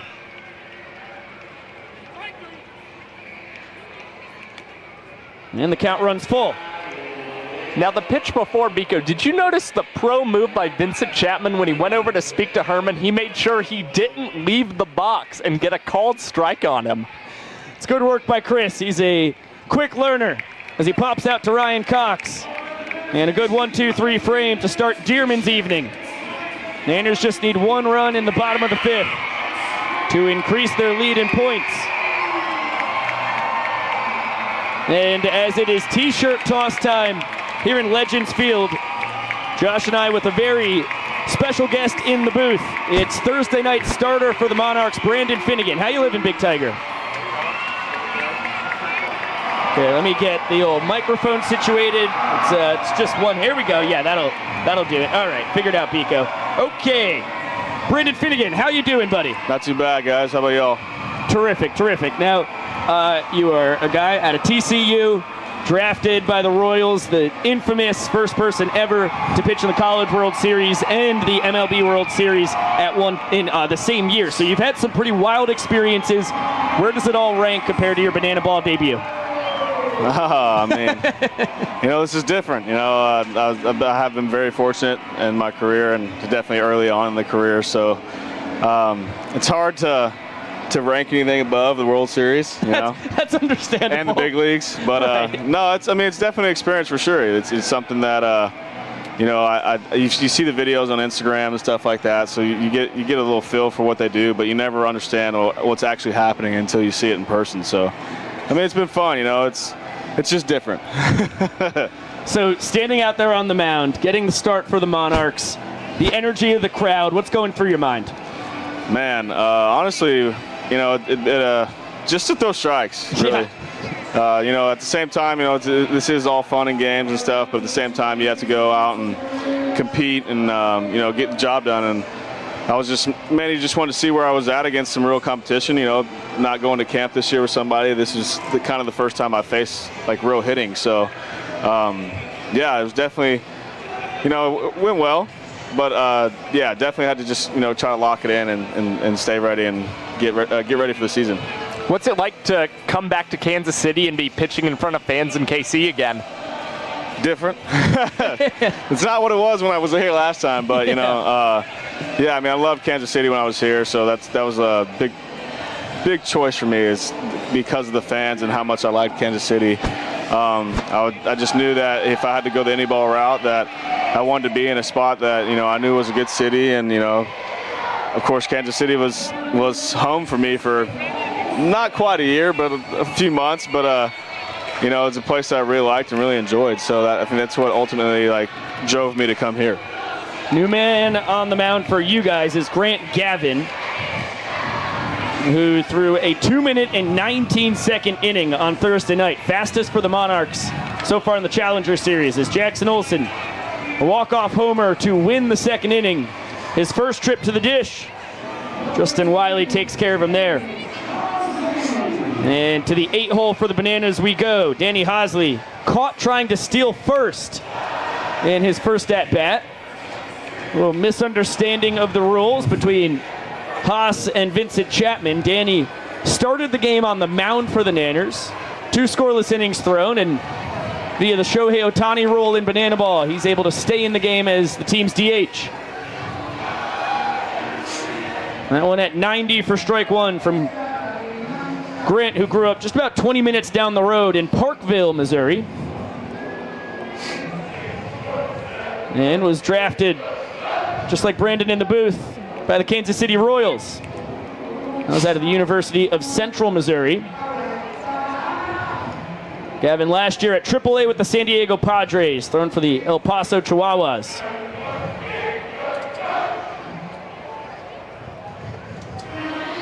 And the count 1-2 on the Nanners' newly minted DH.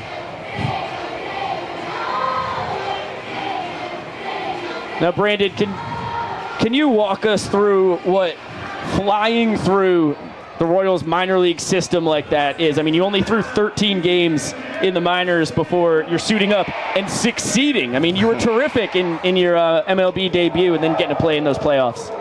Yeah, it went by fast. It's actually kind of funny. I had completely forgotten about, when the day I signed, what they had told me until this offseason. But, they sat me down. I was up in the owner's suite, of course, with George Brett and Jason Kendall and Jeff Foxworthy. Right. So it was pretty fun. And they sat me down and they were like, hey, so this is our plan for you. You're going to go to high A, and you'll start there. And, if everything goes well, then you'll go to double A and we'll probably put you in the pen. And they were like, if we're still in the race for playoffs and you're doing well, we're going to call you up. And I laughed in their face kind of because it's just yeah, right. But then I remember Jason Kendall and George Brett just looking at me being like, yeah, they're being serious. I was like, okay. But no, it was fun. I mean, I think it kind of sucked to a point to where everybody was. I moved so quick that everybody's like, "Who the heck is this guy?" Like, this is BS. But no, when I got here, it was everybody welcomed me with open arms and just treating me like I'd been there for forever. So it made it a lot easier. And of course, having Salvador Perez behind home plate, he's just such a tank. All you have to do is square his body up, and it's a strike. And they just welcomed me, and they made everything so easy on me. Yeah, and then you get to the Royals, and you're pitching in the AL wild card game. I mean, a one-game playoff. You come in extra innings and pitch multiple innings and do not allow any runs. Are there any nerves that run through you in that moment? Man, it was such a long year. I just remember sitting in the pen and being like, well, this is, of course, been crazy and fun. But I missed home. I was just like, well, I guess if we lose, I'll just leave tomorrow morning. Then we go to the extra innings. I was like, dang. They called down and said Finnegan's at the next inning. I was like, oh, man, they're going to make me lose this game. But no, I just went out there and just kind of, tried to just treat it like any other baseball game, just like I have my entire life. Tried not to make it anything more than it actually was, and it worked out well for me. Heater painted on the outside corner at 95 from Grant Gavin, who picks up a couple Ks in an easy breezy 1-2-3 frame. You see why he had the best MPI of the Monarchs in this Challenger Series so far. Now in Legends Field, saluting all the service members, both past and present, who've served our country. We send that to everybody watching at home on YouTube as well. Pico Scala, Josh Talevsky with Brandon Finnegan in the booth, who is kicking off your first ever indie ball season coming up here. What's kind of the mindset going into independent professional baseball? Of course, everybody's, their goal is to get back to affiliated ball, and for me, it's to get back to the big leagues. It's been a while since I've been there, and I know I can still succeed at the big league level. It's just all about getting an opportunity nowadays. So for me, it's just going to go out there and, try not to do too much, but at the same time, pitch as well as I can, and hopefully get picked up and, help a team win. So hopefully that happens. We see it constantly, guys getting snagged from these indie leagues, and I know Joe Calfa-Pietra and the Kansas City Monarchs have had just about as many guys grabbed from their teams and shot up to the big leagues as anyone in the American Association. So we're certainly rooting for you there. Now, can you walk us through being drafted by the Texas Rangers in the 45th round and saying no to them, and then obviously everything transpires that we just talked about, the magical run with Kansas City. Easy to be a Monday morning quarterback, but probably one of the better decisions you've made in your life. I'd have to say it probably worked out really well for me. I threw hard in high school, but had no clue where the ball was going. So I just knew that if, of course, it wasn't money that was going to be life-changing, being in the 45th round, around that they don't even have anymore. So, it's something where I was like, man, I can only get better by going to college. So, TCU is such a good baseball school, and I grew up, 10 minutes down the road from it. So I wanted to go there, and, I only spent a year with Coach Mazie before he left and went to West Virginia. But, when Coach Saros came in, him and Slosh I had a really good freshman year. And then sophomore year, I started throwing really hard. I just didn't really have any off speed to go with it. So I was, just had 94 to 100 with the heater, and then some loopy slurve, if you want to call it, and that didn't work really. So I went to Team USA that off season, and Rodon taught me his slider, and I kind of just took off with it, and that's what really kind of got scouts, like, oh, okay, now this guy's a real pitcher. He's not just a guy that can throw hard. He's got stuff to go with it. And my junior year, I just went out and I just threw strikes with everything I had, and got, of course, very lucky. None of this happens without God, and hopefully, we have some more blessings coming, not just my way, but a bunch of guys on this team, because it's just a tough time to be a free agent right now in this game with all the, with that level being cut, and, it's kind of pushing a lot of older guys out of the game, which sucks. Guys aren't getting to retire on their own. They're just getting pushed out. Yeah, no, it has never been tougher as Gavin Collins flies that one to DR in center. Christian Gierman out for his second inning of work. He's retired all 4 Monarchs that he has faced as Bill Leroy sets up behind the switch-hitting first baseman, Gio Brusa. and will now crawl between his legs if he's let through. Yeah.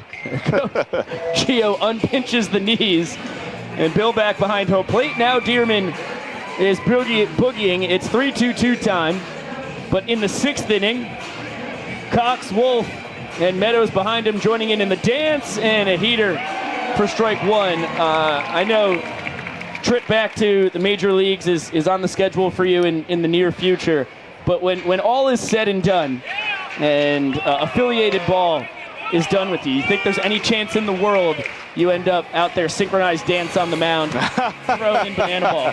I can't say I think that's going to happen. I'm a very reserved guy when it comes to stuff like that, so I can't say I would do that, but it is, you know, some of the stuff they do is really impressive. You know, the dancing on the mound and being able to throw a strike, and, you know, some of the stuff they do in the outfield, doing backflips and catching the ball. You know, the center fielder made a ridiculous catch on Thursday, so it is kind of cool, some of the stuff, but I just can't, I don't do the dance and stuff, man.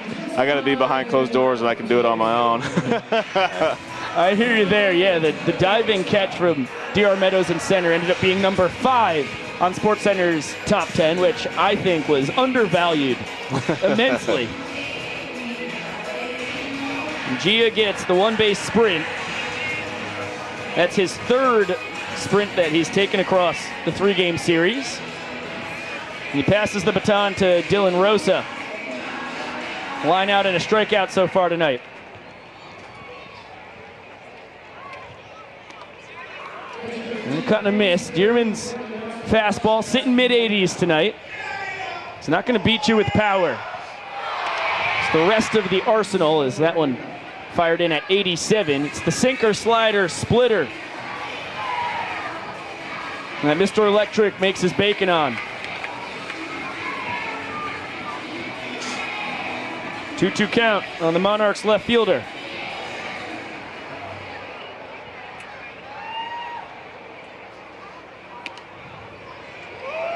And the count runs full. Good blinks there.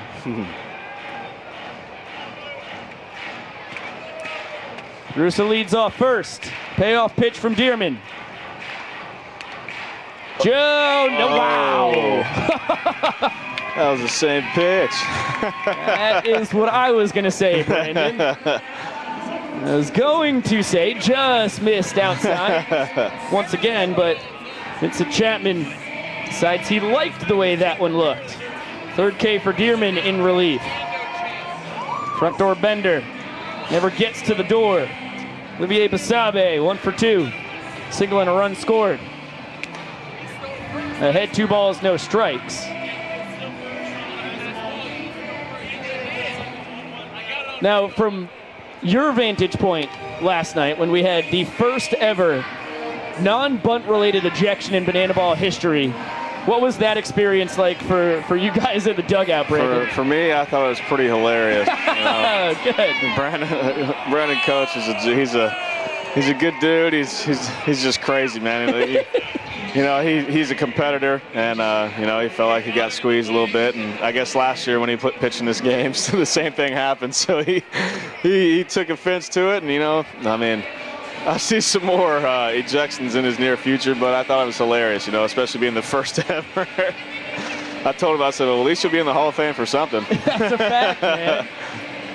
When the Banana Ball Hall of Fame is erected, his name is going to be in stone. So Christian Dearman, 4 Ks across 2 scoreless innings of relief. He's able to strand the 1-out sprint on first base. And the Nanners can try and extend this lead with just 1 run scored in the 6th inning. Okay, Brandon, I want to let you get back to your guys in a minute here, but just a couple more questions. Well, we have you captive up here in the booth. As far as banana ball goes, every inning becoming a game within itself. How is that experience for a pitcher kind of getting thrown into the fire? I mean, I guess it's kind of weird, you know. For me, I didn't even really know the rules when I threw the other night, so I just kind of went out there and like wanted to throw up a 0. But I didn't know about the, you know, the points towards the inning type thing, so I didn't know about that. So, but I just knew about giving up a run. But no, I mean, I can see why everybody loves it. You know, it's something that's completely different. You know, And I understand people that, don't know baseball, they get bored watching it, stuff like that. It's definitely one of those sports where, like, you have to know what's going on. You have to have a love for it to understand that, man, that dude just, smoked that ball or made an amazing play, or dang, he's got some nasty stuff. It's something that's definitely you have to understand it. It's definitely an art, but for, people that don't, and there's a lot of people that don't know it, I can see why they love it, because there's something exciting going on every inning, whereas, in a regular baseball game, you might not see anything exciting until the 9th inning if you see anything exciting at all. So the dancing, I know that people love it, the running on the pass ball, the walks. It's something that has the fans going every inning. So I completely understand it and I get it. Now, correct me if I'm wrong, because this sounds like a Chuck Norris type story, but just having 13 appearances in your minor league career to get up to pitching in the World Series is one thing. But I read online that you were offered your spot at TCU after throwing one pitch at a showcase. Is that true? So it's actually funny, when I was in high school, I went to a Mizzou camp, and my dad took me there with a teammate of mine growing up with his father as well, and Tony Vitello was the pitching coach there. Oh wow. Alex Ziegler, good barrel, but there to snag it is Dylan Rosa. It's a 91-mile-an-hour heater from Grant Gavin. Good cut from our bat trickster there. Ziegler still looking for his first hit on the tour, but that's a quality at bat. And we'll throw it back to your story. Okay, so anyways, I actually went there and I was the MVP of the camp. So it was actually really funny. I was sitting at the lake in Texas with my family, and I got a call from Tony Vitello, and he's like, "Hey, what are you doing?" I was like, "I'm at the lake with my family. What's up?" He's like, "Well, I just got hired at TCU. I'm recruiting you for TCU and Mizzou, but would you want to go pitch for Coach Schlossnagle today at TCU?" I was like, "Okay, but what time?" He's like, "Can you be there by like 3 or 4 or something like that?" I was like, "Sure." Well, at this time, this was like a showcase camp, like a few like days camps, and I just showed up, and I was the only guy that just showed up. Right. So I had nobody to throw with, so I just found a catcher, played catch on the side, and then I was next to pitch, so I went up there and I was warming up, and I'm one of the guys that doesn't let one loose until the last pitch of my warm-ups, and that's what I did. And he was walking by and saw it and then stopped, and then the first hitter got in the box, and I threw my first fastball, and he like called time and walked out to the mound. He's like, I won't use the language he said, but he's like, "Who are you?" And I was like, "I'm Brandon Finnegan." He's like, well, "Where are you from?" I was like, "Well, I go to Southwest High School. It's right down the road where Corey Steglich went." And he's like, "Well, I don't know about you." I was like, "Well, I could ask you the same thing. I live right here." And he sat behind the mound the entire time, and just told me what he wanted to see out of me. Like he'd tell me to throw a pitch, so I'd throw it, and he's like.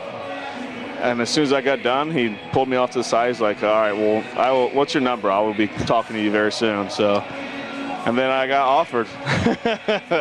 It's pretty miraculous. Yeah. It was, I've been very, very fortunate, not just in my, professional career, but what happened before that as well.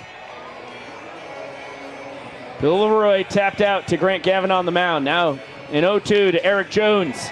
On a hop to short, LJ Hatch knocks it down and makes the recovery. A 1:51 inning. Wow. From the Greek god of MPI himself. Grant Gavin, this dude has thrown 3 innings, and none of them have lasted 3 minutes. Well, he had a 3.5 minute last inning. Come on! I'm sorry. I've got to back check you here, buddy. Just fired from the hip. Felt like it was quick enough. All right. Well, he's averaging under 3 minutes easily on his 3 frames thrown. Brandon Finnegan, thanks so much for giving us a ton of your time tonight. Yeah, man. no, thank you for having me, man. It's been fun. Glad y'all could come up here and play against us. 100%. Best of luck. Thank you very much. On your season here in the American Association and getting back into affiliated ball and back up to the majors, man. Thank you. Sorry, I'm sweating. Good luck. Thank you, man. There goes Brandon Finnegan, a truly terrific talent. And one of the more remarkable stories from beginning to end. I mean, it's a Fort Worth guy who says no to the Texas Rangers when they draft him. And, you know, we went through it pretty extensively there, but the rest is history. You still got to hear from the only person who's ever pitched in the College World Series and Major League Baseball World Series in the same year. I mean, it's a well-traveled guy from multiple different kind of angles. And, you know, it's one of those guys where, you know, he's pitched in a lot of situations where, like, pressure and things don't really seem to faze him very much. And, I mean, he's a very accomplished left-handed pitcher. And, yeah, I think he's going to bring a lot to this Monarch squad this upcoming year for them. The Bananas were able to walk off the second inning against him that he threw on Thursday night. Noah Bridges ended up picking up the two-base sprint. Biko, I have to fact-check you again. Brandon Finnegan in his Banana Ball career only pitched 1 inning and earned a point. All right, well, I'm just going to probably hop off the mic at this point. All right, Christian Dearman taking the mound here in the 7th. Welcome back to Banana Ball Game 31, loved by Zappos. Let's start the broadcast right here, Josh. We've got 3 innings to go, 32 minutes and change on the clock, and it's a 1-point affair.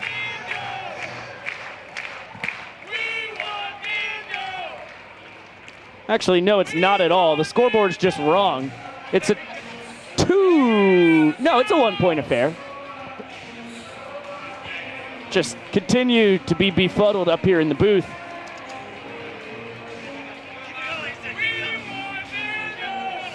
As that is going to be ball 4, and Justin Wiley, the second baseman, taking his time with the one-base sprint.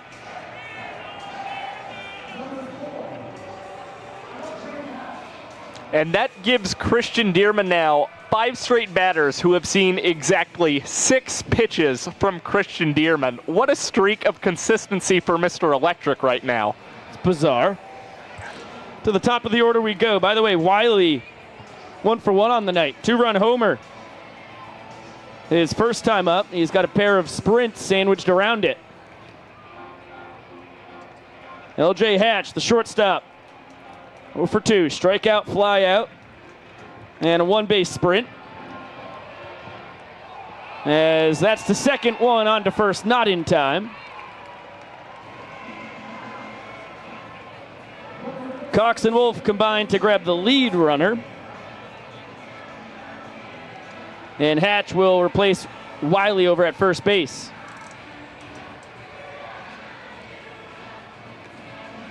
And for the Monarchs, that's something they're probably a little happy about. LJ Hatch, of course, he had 2 stolen bases last night against the Bananas for the Monarchs.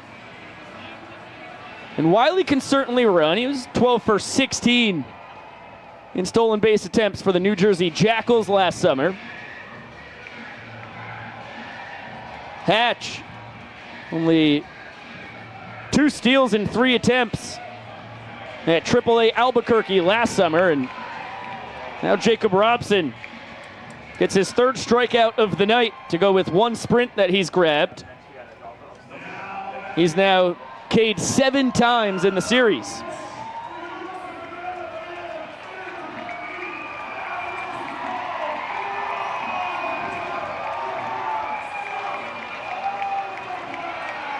And Christian Dearman's night will end on the K. He leaves Hatch over at first base for the tallest man in sports, Dakota Stilts All-Britain. And Dearman with another terrific relief appearance. Not only has the MPI in general been a lot better out of the pen, he picked up 5 strikeouts tonight in his 2 2/3 tossed. And Dearman's been very effective against challenger opponents. He now has 16 strikeouts against challengers this season. That's a very high mark, really up there with Kyle Lewig's. Replaced by the man out of Ellaville, Georgia. Thrown against the former Chicago White Sox #1 overall prospect, Micah Rodolfo, 2 for 3 on the night. A couple hard hit singles with a strikeout looking.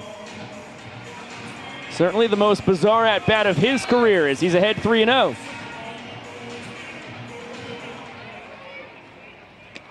And does not find the inside corner. Bananas need to be brisk with their ball four sprint defense here, as Hatch will slam the brakes at third. So men at the corners with 2 down.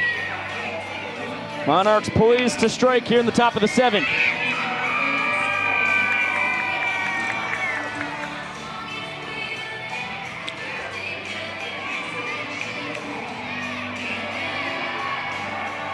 And we'll have a pinch hitter.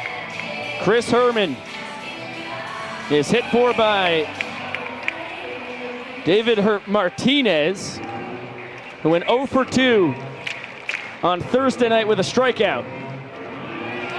And called strike 3 right there. Good morning, good afternoon, good night from Stilts. Strands Dearman's man at third, his own at first. And the Monarchs put a goose egg up for the 3rd straight frame. That's just great strategy from Stilts there. Probably knew exactly what he was doing, if you ask me. Walking the dangerous Adolfo to get to Hernandez there. And boy, Dakota Stilts All-Britain, his 2nd strikeout now on the tour, and he's really picking up the pace in the strikeout department. And that one a whole lot more legitimate than the first, which Dustin Baber, Derek Ginger as the kids call it, if he's watching at home, we'll tell you right now, it's probably about 2 to 4 inches outside. That one, beautiful front door bender, looks like it had plenty of plate. And I don't think David Martinez had signed up to get a curveball from the 10-foot 9-inch man on the mound. I don't think that was in the scouting report that Bill Sobe tossed him, Monarchs hitting coach, before he came up for that important at-bat. Runners on the corners with 2 down. Stilts continues to be awful effective in relief for the Bananas.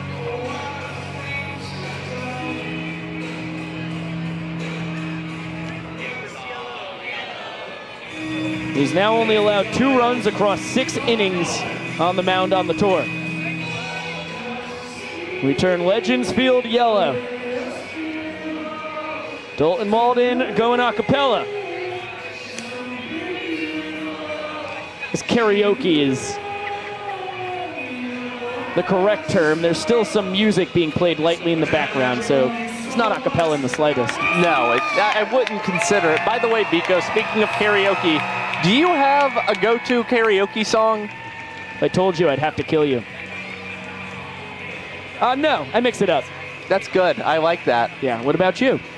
A popular favorite. I also mix it up, but I will name one of my popular favorites. Rick James Super Freak. Really good one. I'm honestly astonished that you never found yourself in an a cappella club in your 4 years at UGA. Well, I was a member. I was a member of a church choir, believe it or not. And of course, you are familiar with my work with the Ball Fours, Josh Talevsky and the Ball Fours. Yeah, man, I thought we were going to do that like every other weekend. That's got to be brought back to life soon. Look, we've been in the studio. We're cutting an album right now. So, we haven't really had time for many live performances as of late. But I think there could be something in the books soon. I would wager there's a live performance in the City of Sin. If there was ever a place to show the Ball Fours. Our agent's been working on getting us a residency out there for some time now, but they don't really like the baseball angle for some reason. I keep telling them, banana ball, baseball, not exactly the same thing, and we're still met with the same kind of hesitance. All right, well, we'll continue to try and work on that as Trey Jeans, new man on the mound, has 3, 4, and 5 in the Bananas lineup. First offering at 91 past Michael Deeb. Gosh, I forgot once again to check the velo on Stilts. Son of a gun. Christian Dearman was mid to high 80s with the fastball. Well, the note we got the other night, I believe, was Stilts up to about 68 miles an hour with the pitch. I heard he hit 69. Nice. Yeah, very nice. You love to see that from Dakota Stilts All-Britain. Last year in Kansas City, Bill Lee threw 78 miles per hour at 75 years old. It was a highlight of our trip. That's a front door bender. Michael Deeb has struck out. For the second time tonight, he's 1 for 3. Yeah, and lately it's been lefties giving Michael Deeb some fits up there at the plate. The strikeouts against lefties have been a little high. And really what you attribute that to is just the Bananas don't see lots of lefties until they get to Challenger Series. The only lefty for the Party Animals, the Shermanator, Brandon Sherman. Now Dakota McFadden, 1 for 2. Ground out his first time, and then his last trip to the dish. 4th inning, tying 2-run shot over the home run patio and left.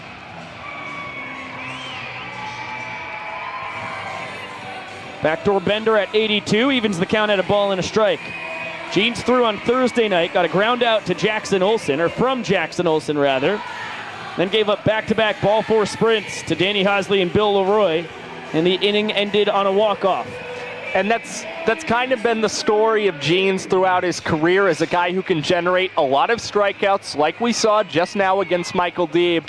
But then we saw on Thursday just too many ball 4 sprints, and it did lead to a Bananas walk-off. Well, we wager that Dakota McFadden has family and or friends in the stands because he asked for a few tickets tonight. And naturally, he's now 2 for 3 with a 2-run homer. Immediately pinch run for by his fellow Third World Tour man, Malachi Flash the Kid Mitchell. You saw on the graphic there, 26 for 28 in stolen base attempts. He represents the innings winning run as we have less than 22 minutes to play. That one chopped to second. Wiley is going to chase down Malachi and tries to juke Monarch second baseman before being tagged out.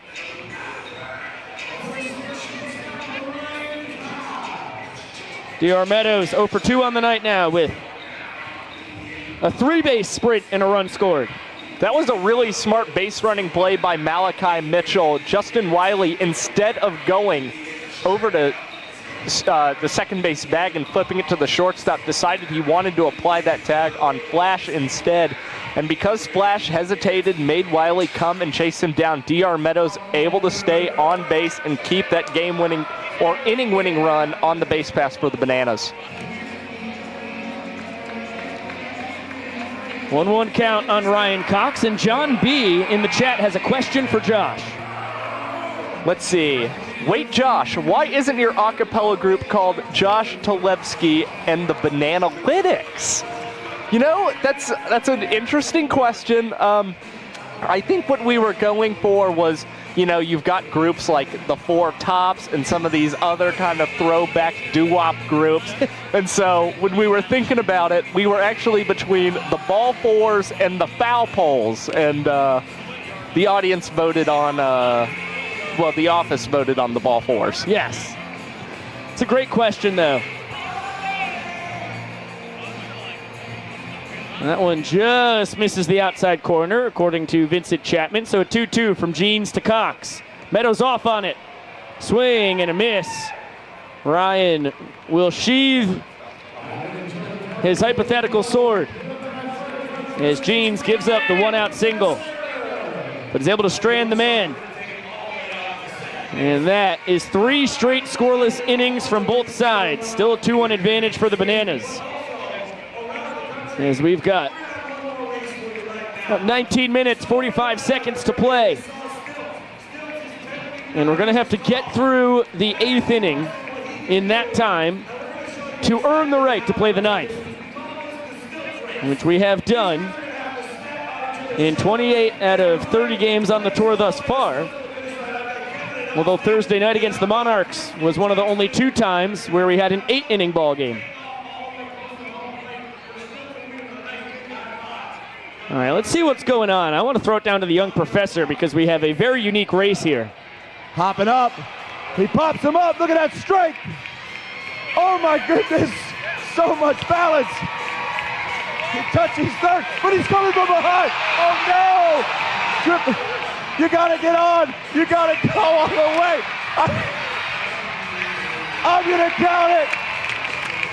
Give it up for Chris and Jackson, the winners of the Stilts race.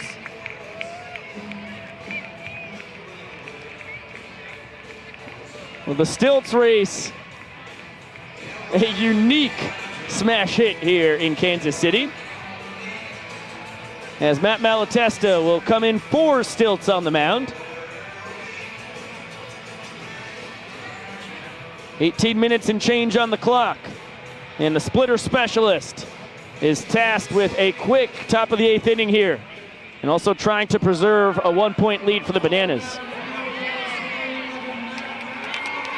I mean, Matt Malatesta at one point had an MPI average of 6.37. Now he's down to 5.05. It really speaks to how well he's been pitching as of late, with the average MPI for him since the month of April hovering in the 3.5-minute mark.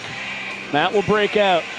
A splitter predominantly, but a fastball and forkball will be thrown out there as well. Gavin Collins, third baseman, leading off the top of the 8th, quickly behind no balls and 2 strikes. And that's what you like to see from Malatesta, who struggled with control early on the tour, getting the splitter grip with the new banana ball. But here he's going to allow the leadoff single to Gavin Collins. Went right after him, 0-2, and Collins, who has flown out to center and right, popped out to third. Eats Jackson Olsen up with the hot shot. And now Gio Brusa, the switch-hitting first baseman, takes the fastball at 88 outside. Couple strikeouts looking, and a one-base sprint. Think you flashed the kid. Jackson Olsen to Wolf at second. Throw to first in time. Just what the doctor ordered. 5-4-3 double play, and there's 2 down. And that's where you see that natural infield position for Matt Wolf. I mean, you see how he used to play the position back in his college days. I mean, he made that look effortless. Great pick there at third base by Jackson Olsen. And then Matt Wolf with a very quick turn at the second base bag to fire it on to EJ for the double play. 1-0 coming to Dylan Rosa, the left fielder. Here comes the young professor. Savannah Bananas, a World Series pitcher, a Red Sox Hall of Famer, Major League legend, and banana ball legend, Bill the Spaceman Lee.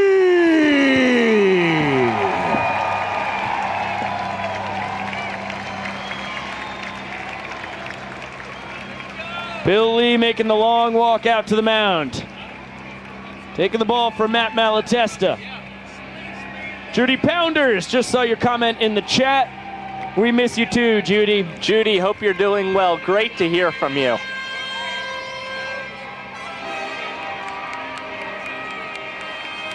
One of Judy's favorites. The Red Sox Hall of Famer, as the young professor said, Bill Lee.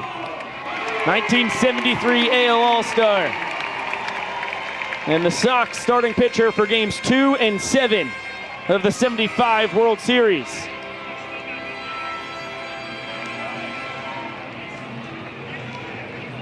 A decade in Beantown. 4 more years in Montreal throwing for the Expos. And he hasn't stopped pitching since.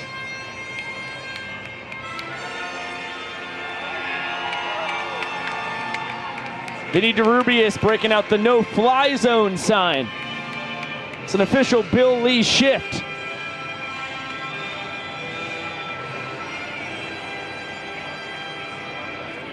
Bill making his 12th appearance of the tour, all of them in relief.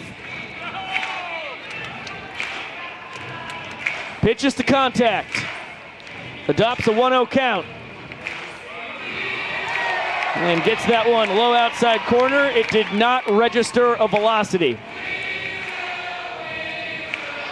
Neither did that. The count quickly 0-2 on Rosa. I mean, what we've seen from Bill Lee lately is very quick work. Only 9 pitches against the last 3 batters he's seen. And by the way, Biko, he already claimed a Showman Award here in Kansas City in Game 1. Good fight there from Rosa, who's all smiles in the right-handed batter's box. Couple strikeouts and a line out for the Monarchs left fielder so far tonight. Another 2-2. There's the fastball line to right. Gosh, I'm surprised that one didn't monitor any kind of speed on our Rapsodo machine here in Legends Field. And that was a great approach by Rosa, because the problem guys get is they try and hit it a country mile, pulling the ball, but we've seen the vast majority of the success against Bill Lee is guys staying within themselves and going the other way. And now he will check on Rosa over at first base.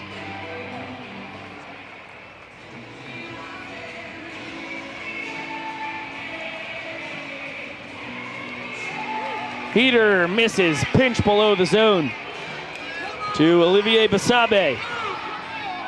1 for 3, a single and a run scored. And that one grazes the bottom of the knees.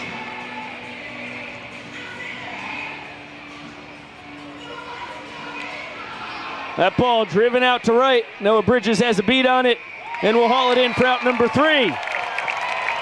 Bill Lee does what Bill Lee does. A base knock, and then he gets a fly out. Another successful third of an inning thrown for the legend. We are seeing tremendous work from this Bananas bullpen. It hasn't been a very high-scoring affair, but even with guys like Dakota Stiltzall Britton coming into this game and Bill Lee, I mean, they've been able to keep the Monarchs off the board and keep this a 1-point edge for the Bananas. You mentioned Bill got part of the Showman Award from Thursday night. Stiltz was the other half of only the second co-Showman of the Night award that we have given out on the tour. Is Christian Dearman, 2 2/3 of scoreless relief, 5 strikeouts. And now he's out there Daft Punking shirts out to the people.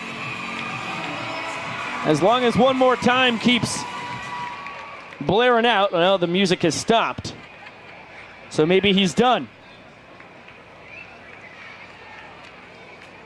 Yeah, seems like that's it for Christian Dearman throwing out t-shirts. It's a real shame. I was enjoying watching Christian Dearman throw out those shirts.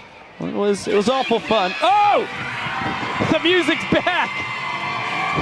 Whoever Dearman is a mystery. Oh, he's right below us. Shark has pressed play once again. And Dearman, like a character from a Dr. Seuss book, seemingly has unlimited t-shirts on himself right now. Okay, now the music has stopped and the promotion has to be over. Look, at some point we've got to see some Monarchs pitching out there. We've got to get through this game. Well, listen, as you can see right here, Matt Hartman. Oh! The music is up! I mean, this is madness in Kansas City.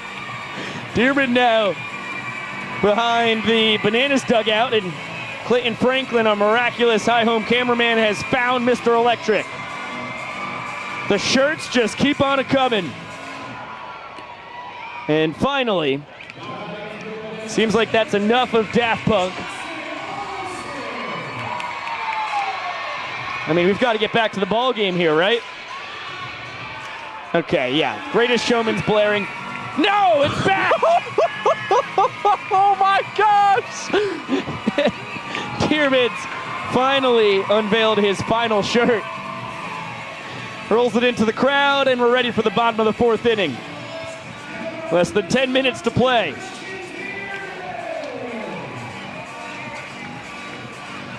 And Joe Calfa, Pietra and company turn to Matt Hartman. One more time. Out of Irvine, California. Who comes in for 7-8-9 in the Nanners lineup. Jackson Olsen fooled on what looked like a nasty changeup at 85. Hartman was the starter for the American Association All-Star Game for the West a year ago when he had his maiden voyage with the Kansas City Monarchs. Made it up to Double-A with your Atlanta Braves, Josh. Was thrown in Jackson, Mississippi in the summer of 2021. Who was signed as a free agent after stints at Westmont College and the University of Arizona. And another cut and a miss. The devastating off-speed pitch. And Jackson, who had the walk-off homer in the second, down swinging. Pico, I don't know if you're noticing what I did, but Vincent Chapman was calling strikes and balls, holding up some kind of delicacy, and I have no idea what it was. Your guess is as good as mine, Josh, but I would wager if the at-bat lasted long enough and the content is crisp enough, you will see that on either the Bananas, Jackson Olsen social media, or both. I believe we just had an outside glance at one of Jackson's infamous food reviews. Part of the arsenal of content that's gotten him well over 1 million followers on TikTok and a couple 100,000 more on Instagram. At Malatesta, successful evening on the bump tonight. Got a couple outs. Came out of the game unscathed with Bill Lee finishing up the inning.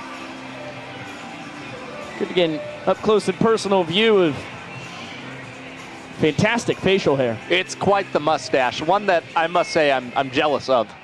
Understandably so. Danny, good job of fouling off 93 there from Hartman. Hosley was caught trying to steal first base in the third, struck out swinging a couple innings later. And he's got a 4-game on-base streak on the line here, so he's going to try and battle and find some kind of way to reach base safely. Starting pitcher for the Bananas, yeah, clearly went around there. Tried to check his swing. Vincent Chapman makes the call himself, doesn't even ask for help from Randy Voss. And Hosley, the 4-base on-game streak, looking like it will end there, but started for the Bananas on the mound. 2 terrific innings of work, couple strikeouts. He's got a lot to hang his hat on tonight. Yeah, really great night for Danny Hosley. I mean, he has set the tone early in this ball game with his performance out there on the mound. Hartman's been nasty early on in this inning. Jumps ahead of Noah Bridges. Bananas right fielder has flown out and struck out tonight.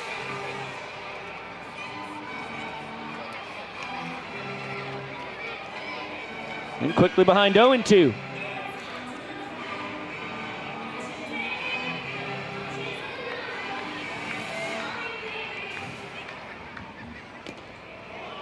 And good morning, good afternoon, good night to Noah Bridges.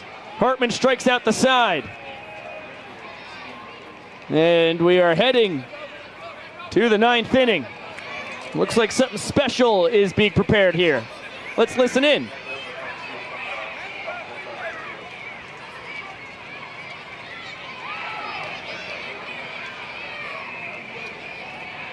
Okay, so we've got Bananas fielders lining up to a microphone in shallow right field. We haven't seen anybody emerge as the new pitcher for the Bananas yet. I think they're going to do Sing Kumbaya. Red Rover, send Higgins on over. Okay, so a little game of Red Rover.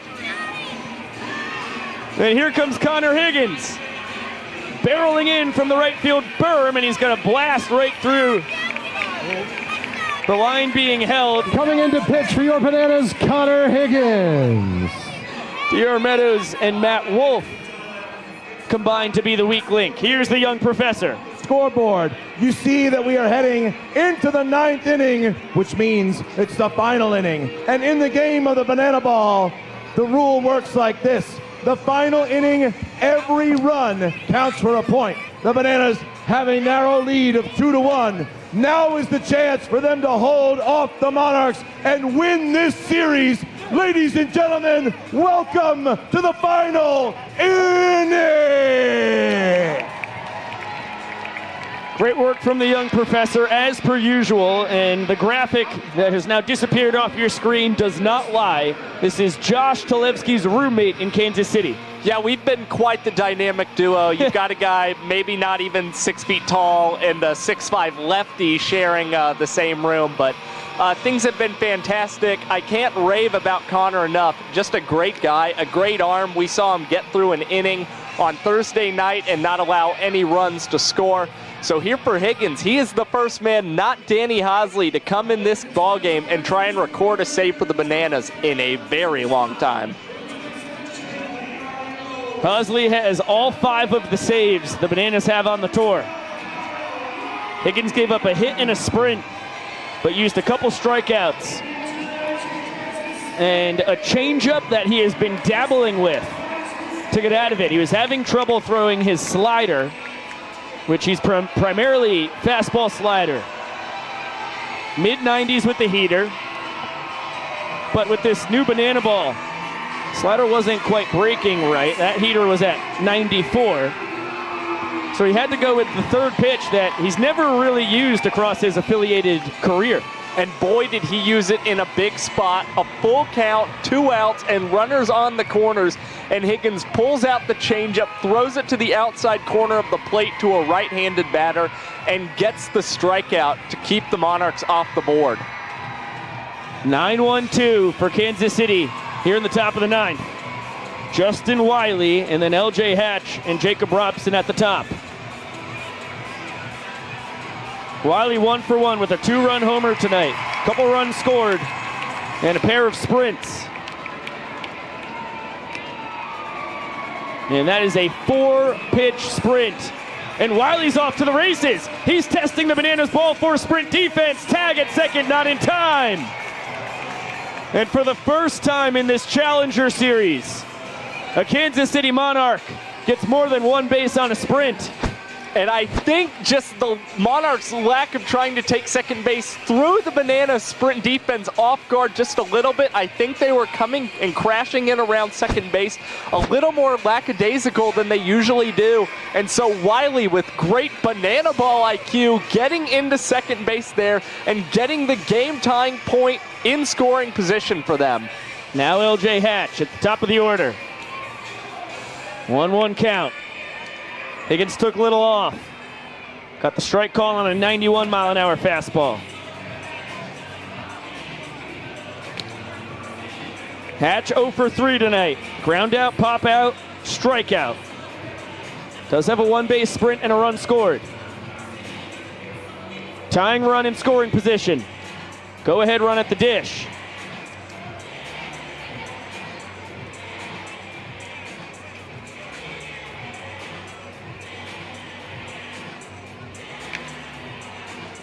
And we'll do it again.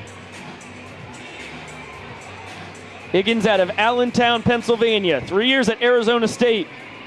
And was drafted in the 30th round in 2018 by the Los Angeles Angels. That ball lined into right field, base knock. Bridges charging in. He bobbles the ball. Wiley's going to score easily from second. And we're knotted at 2 runs each here in the 9th. Great piece of hitting by the Monarch shortstop, only his second base knock of the series. Yeah, we've seen Hatch behind on a couple fastballs there from Higgins. He just stays back, able to get good wood on it, drive it to the opposite field, and bring around that game-tying point. Healthy hack and a miss from Jacob Robson. Hat trick of strikeouts tonight. 3 Ks. All swinging and a 1-base sprint. Heater back up to 95 from Higgins there. And a flail and a miss. Big K. Looked like the slider from the Niners southpaw. It's a good sign seeing that Connor able to use his secondary pitch to nab a strikeout. Golden sombrero now for Jacob Robson. I believe that's going to be a pass ball on Bill Leroy. You don't see that very often. Allows the potential go-ahead run in the form of LJ Hatch to squeak up into scoring position. Micah Rodolfo, 2 for 3 on the night. Takes 94 up. Count 2-0 on the Monarchs right fielder.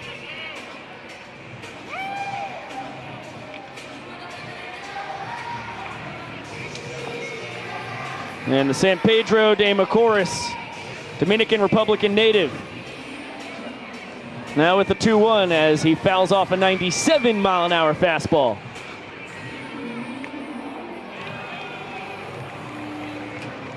We saw DJ the Invader touch 96 at the tryout back on November 19th of 2022. We just saw the hardest pitch we've seen clocked in a game. Is that one in on the hands? And Ryan Cox moves out to shallow left to haul it in. Wow, that is a big pitch from Connor Higgins, in danger of allowing the sprint there. And you know that LJ Hatch would have been coming around to score on that sprint, but instead Higgins goes inside fastball in on the hands of Adolfo, and he's able to jam him, and that ball not able to leave the infield. And now David Martinez, who struck out looking in his pinch hit at bat tonight. Now he steps out of the box, count even at 1-1. He's 0 for 3 in this Challenger Series. Cranks it past the stab of Jackson Olsen, and the Monarchs lead 3-2. What a time for a barrel from David Martinez, his first hit of the series. Drives in Hatch from second. And with the Monarchs down to their final out, they lead for the first time since game 1. Yeah, that ball was just hit hard off the bat of David Hernandez. Jackson Olsen not exactly in the best position to get that ball. And that is going to be a hit by pitch. Gavin Collins now going to reach. Plunked with the 87-mile-an-hour slider. Certainly nothing intentional about that.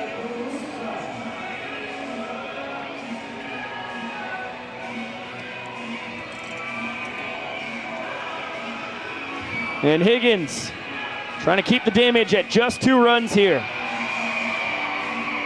It all started with a 2-base sprint to Justin Wiley. How often is that the case?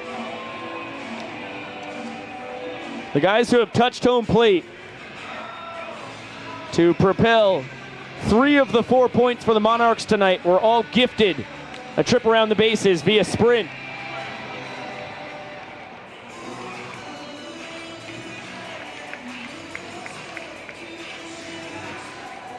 Check that.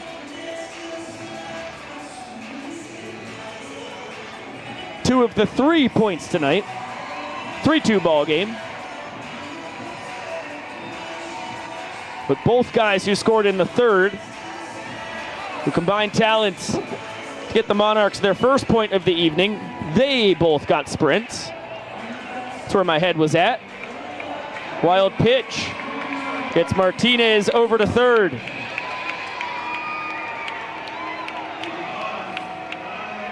And Collins up to second, and just like that, the frame's over.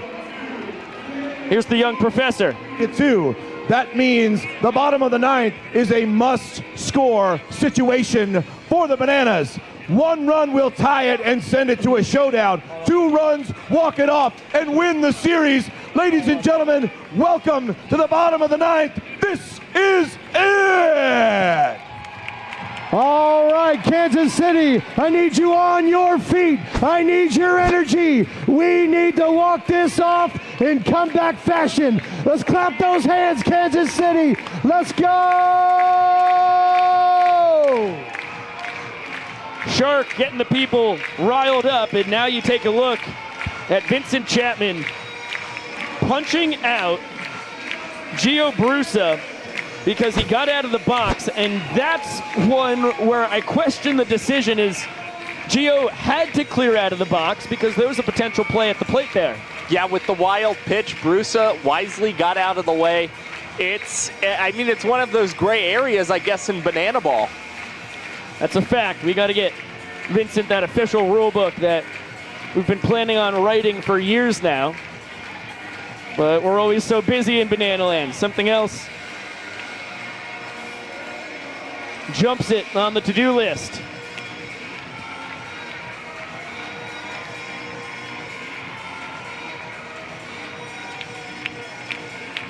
Pretty bizarre ball game here on a Saturday night in the Challenger Series between the Kansas City Monarchs and the Savannah Bananas hangs in the balance. Nothing but zeros on our 2-hour time limit. Nanners need one run to tie the ball game, 2 to win it.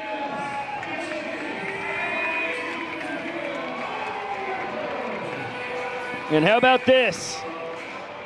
At the bottom of the order, Dan Oberst. Pinch hitting for Matt Wolf, who was plunked in his only trip to the dish tonight. Dan on the broadcast earlier tonight mentioned he's still good to pinch hit, although there could not be any running involved. So he's going to have to put some oomph behind this. Hopefully roll one to the wall so that he can walk to first. Front door bender, clobbered deep to left, but just in front of the warning track. It's going to be snagged by Dylan Rosa. 1 pitch, 1 out. New man on the mound is Jonathan Kreisa.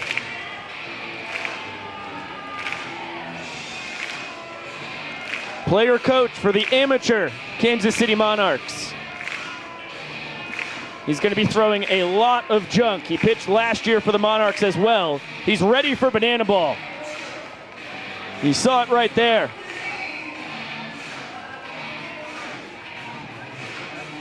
Bill 0 for 3 at the top of the order. Couple ground outs and a strikeout looking. Takes the bender at 67 down and away. Nanners down to their final 2 outs. That one tapped to short. LJ Hatch. Nanners down to their final out.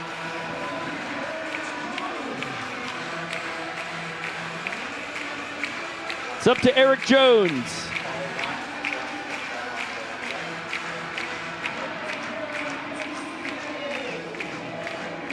One for 3 on the evening.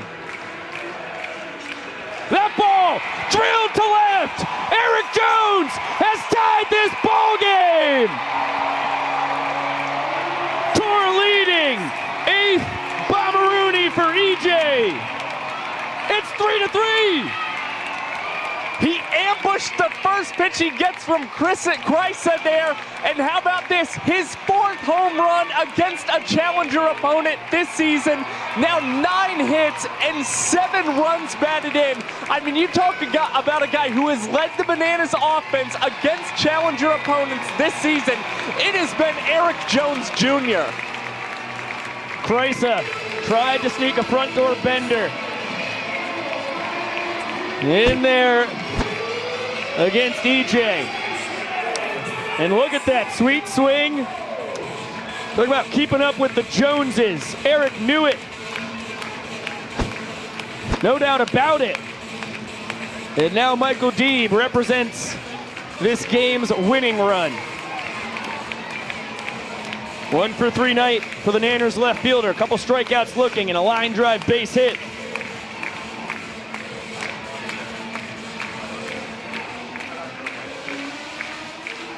One. Back up the middle. Under the mitt of Justin Wiley. And tonight's winning run is aboard. Deeb immediately pinch run for by Malachi Mitchell.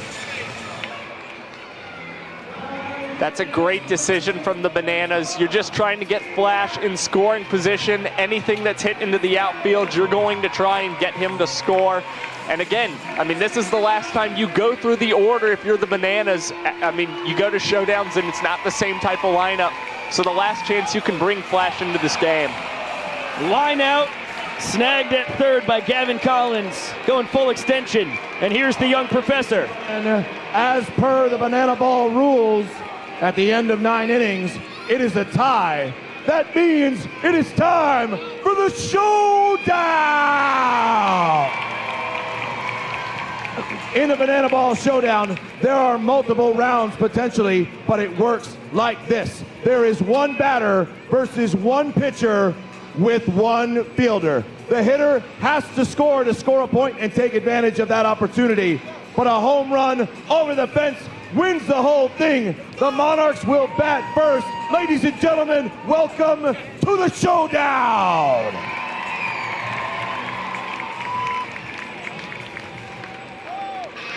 Well, the young professor explained it so eloquently. for the Savannah Bananas, number 31, Connor Higgins.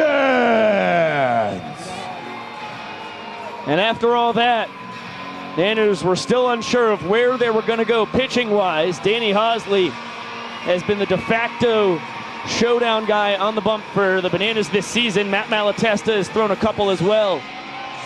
But Higgins, after giving up a couple runs in the top of the ninth and putting the Bananas on the edge of defeat, gets a chance to redeem himself here in Showdowns. Yeah, you're staying with the fresh arm, the hot arm if you're the Bananas. Again, Higgins has electric stuff. This is a guy who can get up to the mid to high 90s with his fastball. And I mean, the Bananas are hoping he's going to overpower Monarchs batters here in Showdowns. 5 years in the Angels organization for Connor Higgins. This past winter was throwing in the Australian Baseball League, was the closer for the Perth Heat.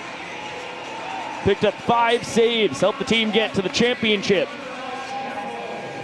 And it's going to be Micah Rodolfo, the perfect person for Joe Calfa-Pietra and the Monarchs to swing in the first round of Showdowns. Healthy hack, and he misses at the 94-mile-an-hour fastball.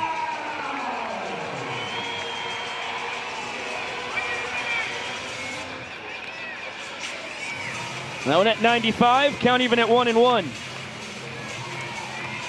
Adolfo 2 for 4 on the night with a 1-base sprint.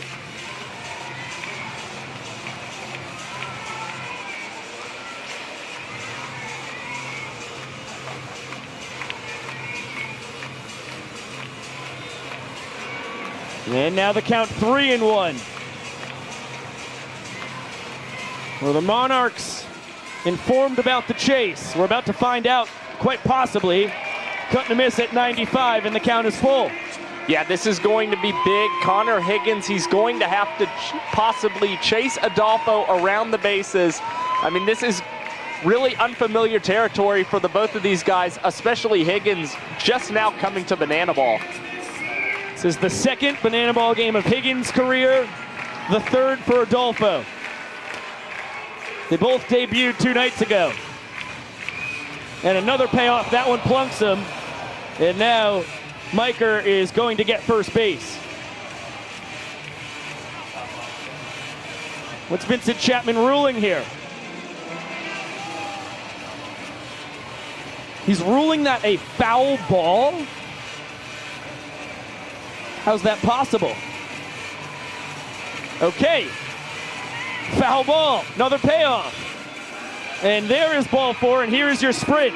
So Adolfo out to the races. Guys almost collide, confusion abounding. Now Higgins running across the diamond. This is an absolute mess. Give the Monarchs a point. Forget that we even tried this sprint. Guys have a combined 13 years of affiliated experience between Micah and Connor. And no one was really fully equipped with the knowledge they needed for that one. I mean, that's where you see the inexperience for Connor Higgins. For Micah Rodolfo, he just knows, I need to run around the bases and score. But Higgins not quite familiar with the fact that he needed to get to the first base line, receive the ball from Bill, and then chase Adolfo exactly around the bases. You saw Higgins cutting in through the infield grass, thinking that he could chase Adolfo that way, and that was not the case, and that's really what put Higgins behind the 8 ball when it came to that showdown chase. Long story short, it was a mess. Monarchs lead 4-3. Jonathan Kreisa going back out on the mound after giving up the 2-out solo home run to Eric Jones. That sent us to Showdowns. You see Garrett Delano chatting it up with Justin Wiley, who's going to be the lone fielder for the Monarchs. And it's going to be a rematch of the moment you just saw. Eric Jones gets the call to swing it.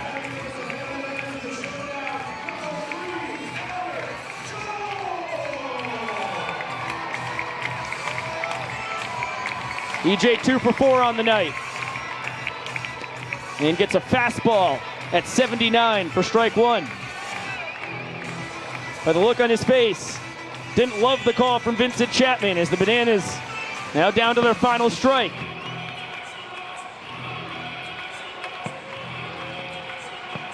Wiley playing Jones to pull. Crow hop pitch from Kreisa. Heaters high.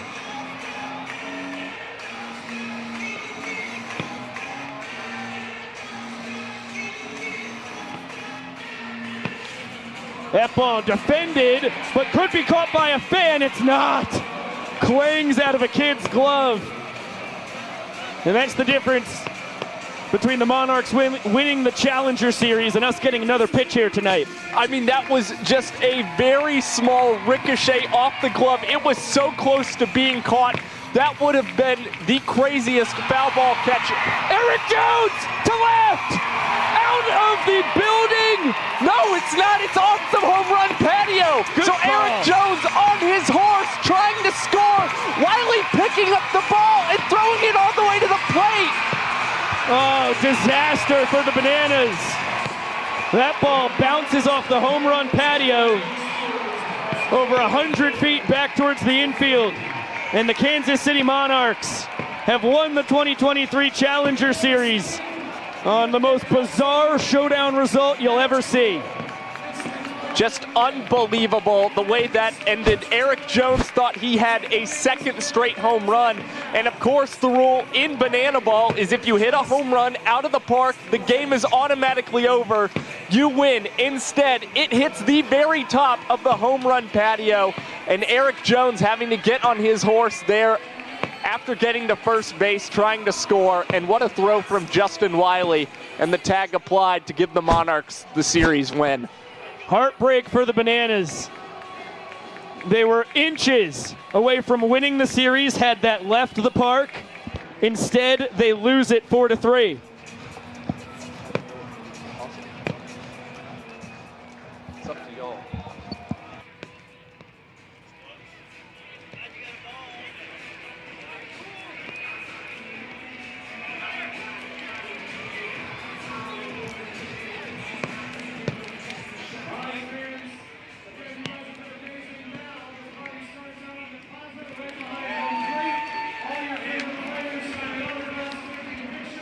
The Bananas and Monarchs celebrating the series we just had. Kansas City takes it 2-1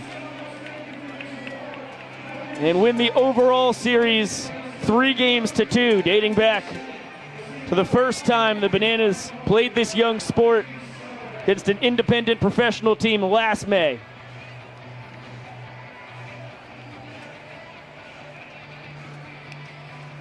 Jones thought it was gone. He thought he had won it all. A game of inches. And what an unfortunate ricochet for the boys of Banana Land. Yeah, it was a friendly ricochet. Justin Wiley didn't even have to run all the way out to left center to field that ball. It had quite the bounce off the wall. And it was one of those bounces that ended up going the Monarchs' way rather than the Bananas. It's absolutely mind-boggling.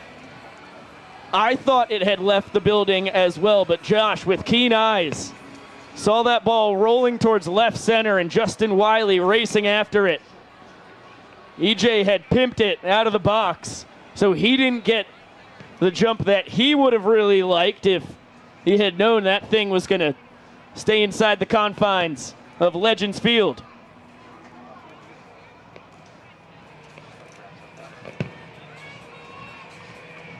And fireworks being fired off. I don't know where. I can't see them from the booth, but welcome inside it. Pico Scala, Josh Talevsky. What did we just see, man? I mean, the Daniels came into the ninth up 2-1. They entered the bottom of the ninth down 3-2. And then that's possibly the wildest play in Banana Ball history to end it. It is probably the craziest ending we've seen on the 2023 World Tour. We're going to exclude the ties in this scenario and count just the wins and losses. I mean, yeah, the Bananas come into the ninth inning. They're up 2-1. Connor Higgins unable to get the job done, surrenders the lead, and then with 2 outs, Eric Jones comes up to the plate and ambushes the very first pitch out of the park to tie the ball game. And then, yes, you have a wild showdown chase that really nobody's prepared for when the Monarchs are up at the plate. And then Eric Jones, again, thinking that he has a game-winning home run, and the unfortunate carom that allows the Monarchs to get that ball in and get Jones at home plate. I was fully invested in calling the first ever out of the park game walk-off home run in Showdowns, because if you hit it out of the park, it doesn't matter what the score is, your team wins. And we've never experienced that in 61 games of this sport's young history. And EJ was oh so close. He had hit the home run in the bottom of the 9th inning that tied the game and sent us to that magical moment.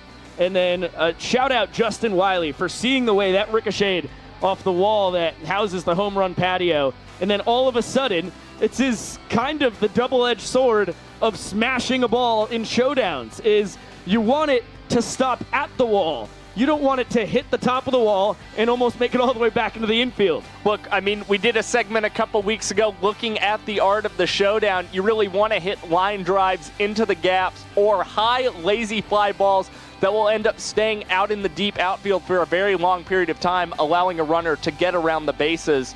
But here, just a very hard hit ball, a friendly bounce for the Monarchs. And hey, you've got to credit Justin Wiley. He did not give up and let the Eric Jones pimp job fool him not to go after that ball.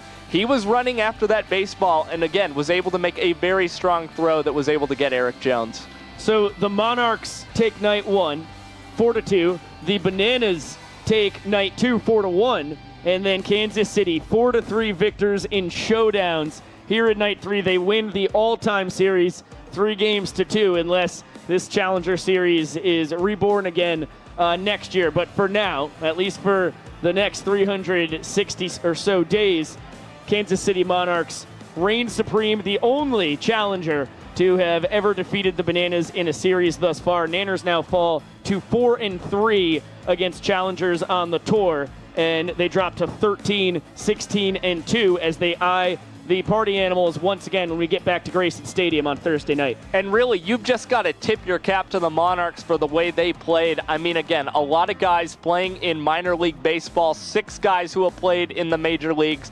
They came ready. Joe Capapietro wanted this series to mean a lot, and he was able to get the Monarchs fired up facing the Bananas.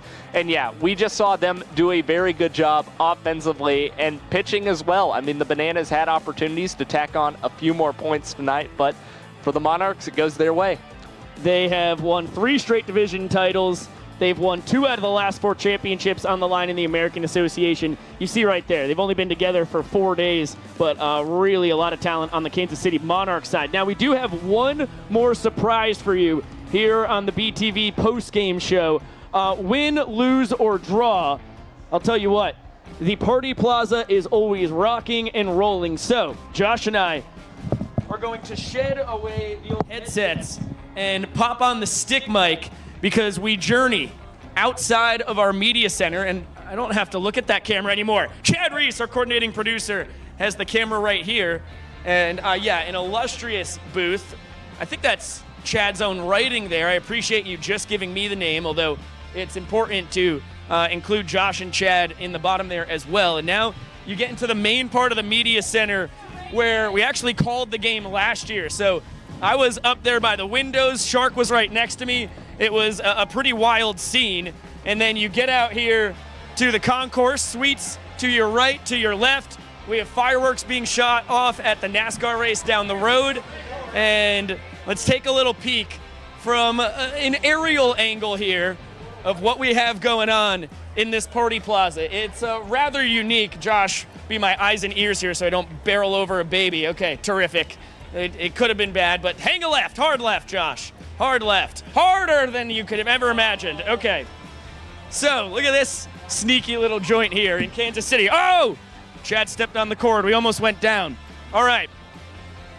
You venture out here on the roof and take a peek down there. Bananas lose 4-3. But the fans getting high fives, signatures, hugs, pictures. with the Bananas and the cast and crew alike.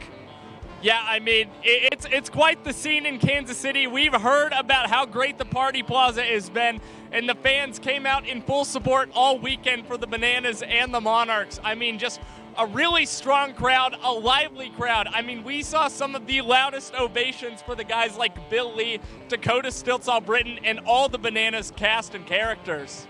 Yeah, no, it was a wide range of folks throwing for the Nanners tonight. They were able to get Bill Lee and Stiltz involved in the action tonight, with Matt Wolf playing the whole game at second base. And now this is where the journey gets pretty unique, is you have your NASCAR racetrack, the Kansas City Motorway, out in the distance.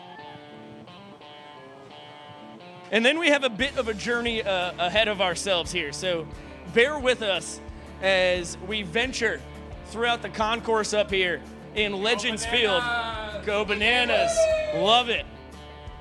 The Monarchs 4-3 winners. They take the Lifetime Series 3-2. They take the 2023 Challenger Series against the Bananas 2-1 in the wild Eric Jones being thrown out by Justin Wiley and Jonathan Kreisa showdown to end this thing.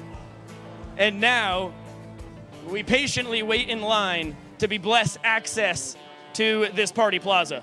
Cue the Jeopardy music. If Chris Haynes or any of our technical crew have that, that would be much appreciated. But yeah, Biko, I mean, you talk about an absolutely crazy series and a really crazy ending. Who could have expected that Eric Jones really not know that that home run was not going to leave the park? I mean, after hitting a home run over the home run patio, the at-bat prior, and just missing it by a couple inches. It's really crazy stuff. Yeah, hopefully, if the odds are in our favor here, is we can't be idle here. We're getting passed in line. Well, the staircase continues to fill up here.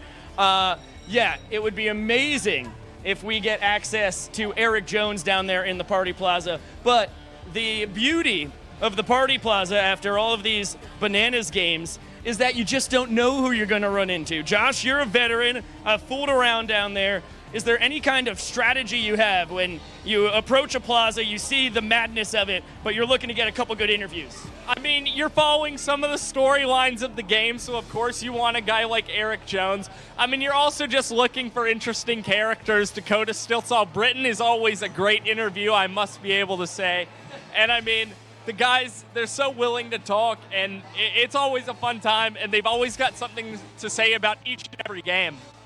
Okay, terrific. So we ventured outside. We have welcome to the show. Welcome to the end of the show, really, for us here in the BTV world. They'll continue to blast away the Bananas Pep Band right over there to our left, hammering the horns, slamming the drums, and putting on a show for a full capacity Legends Field that is now spilling out into the parking lot and Party Plaza alike. And now we start to venture into the meat of the action. This is unfamiliar territory outside Legends Field.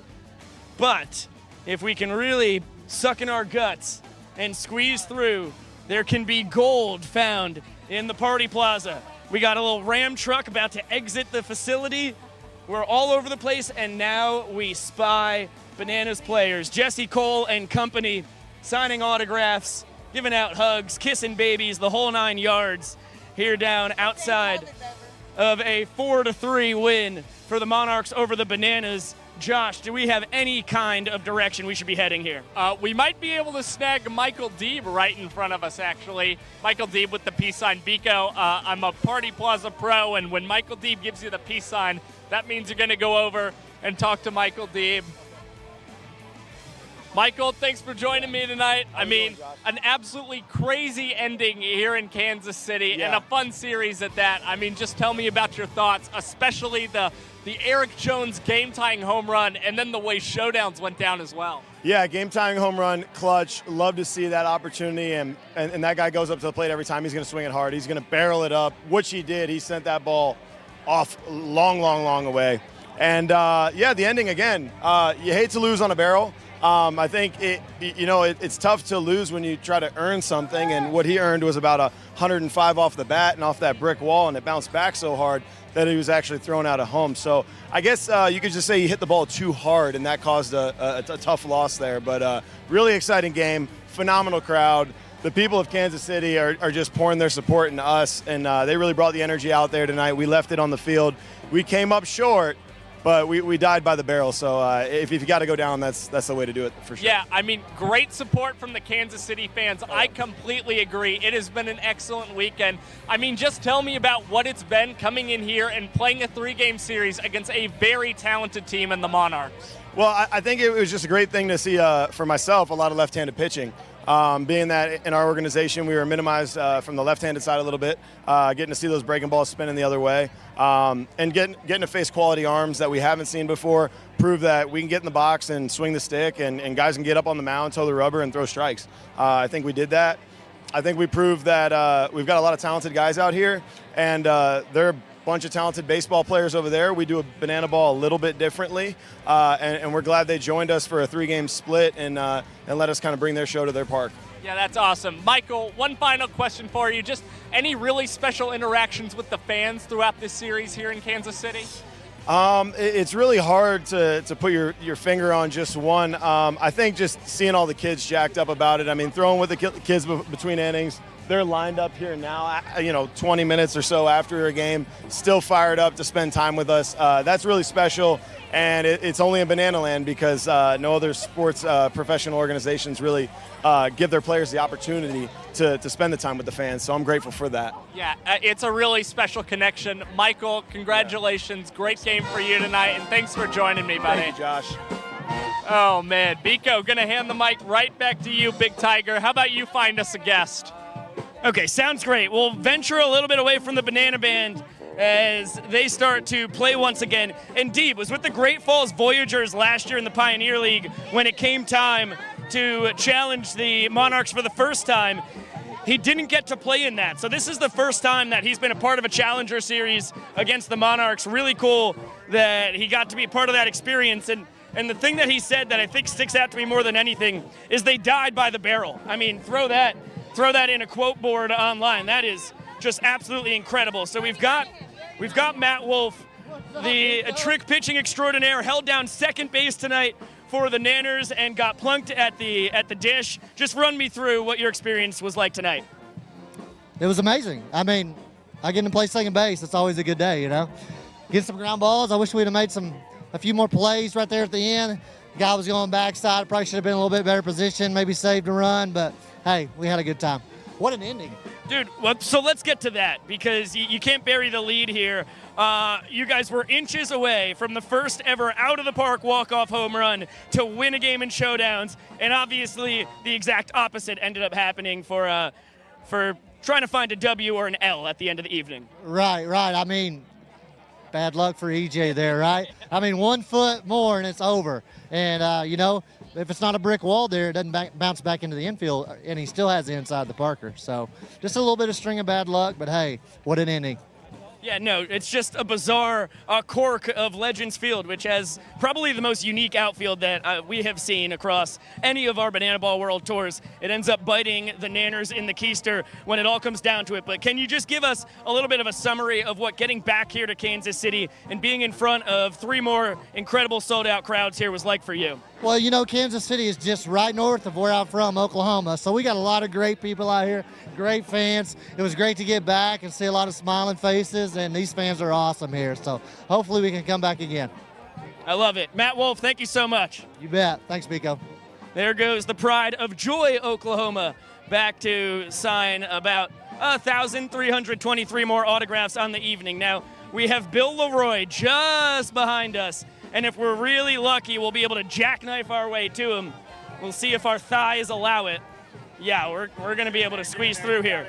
It's picture central. We got to let the ladies get their images. But once Bill is done with the fans, let's grab the Bananas catcher who had another memorable Challenger series here in Kansas City. And Bill, my dear friend. Biko finds me again after a tough game. Hey, Biko. Welcome into Bananas TV, buddy. Yeah, one of the more heartbreaking losses of the year. The last time we got to talk to you in the Party Plaza was when you got laid out by the young professor. How does this compare? Probably the same feelings going on in my head again, so appreciate you finding me again, Biko.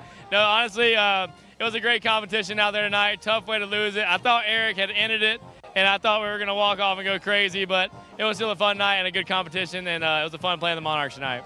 Yeah, I mean, Bill, Kansas City, of course, a magical place for you. Just what is it like to come back here and play 3 games against a very talented team in the Monarchs? It was fun, man. They're a good squad, and that's good arms, and I was trying to go yard the entire weekend. I'm not going to lie to you. Trying to live up to the hype from last year, and that's probably why I was pulling off the ball a little bit. But it was very fun. Those guys are very talented and a great group of guys, so it was very fun. Yeah, Bill, I mean, we're all looking for a home run for you eventually. We're going to get it here in the Party Plaza. When can we book you for a home run on the 2023 World Tour? Man. I tell you what, Las Vegas sounds fun. What do you think about that? Bill, I love it. If you're feeling it, buddy, let's book it. Las Vegas. Why not? What happens in Vegas stays in Vegas. Here we go. All right, Bill, thank you so much for joining us, man. Have a good night. Thank you, Josh.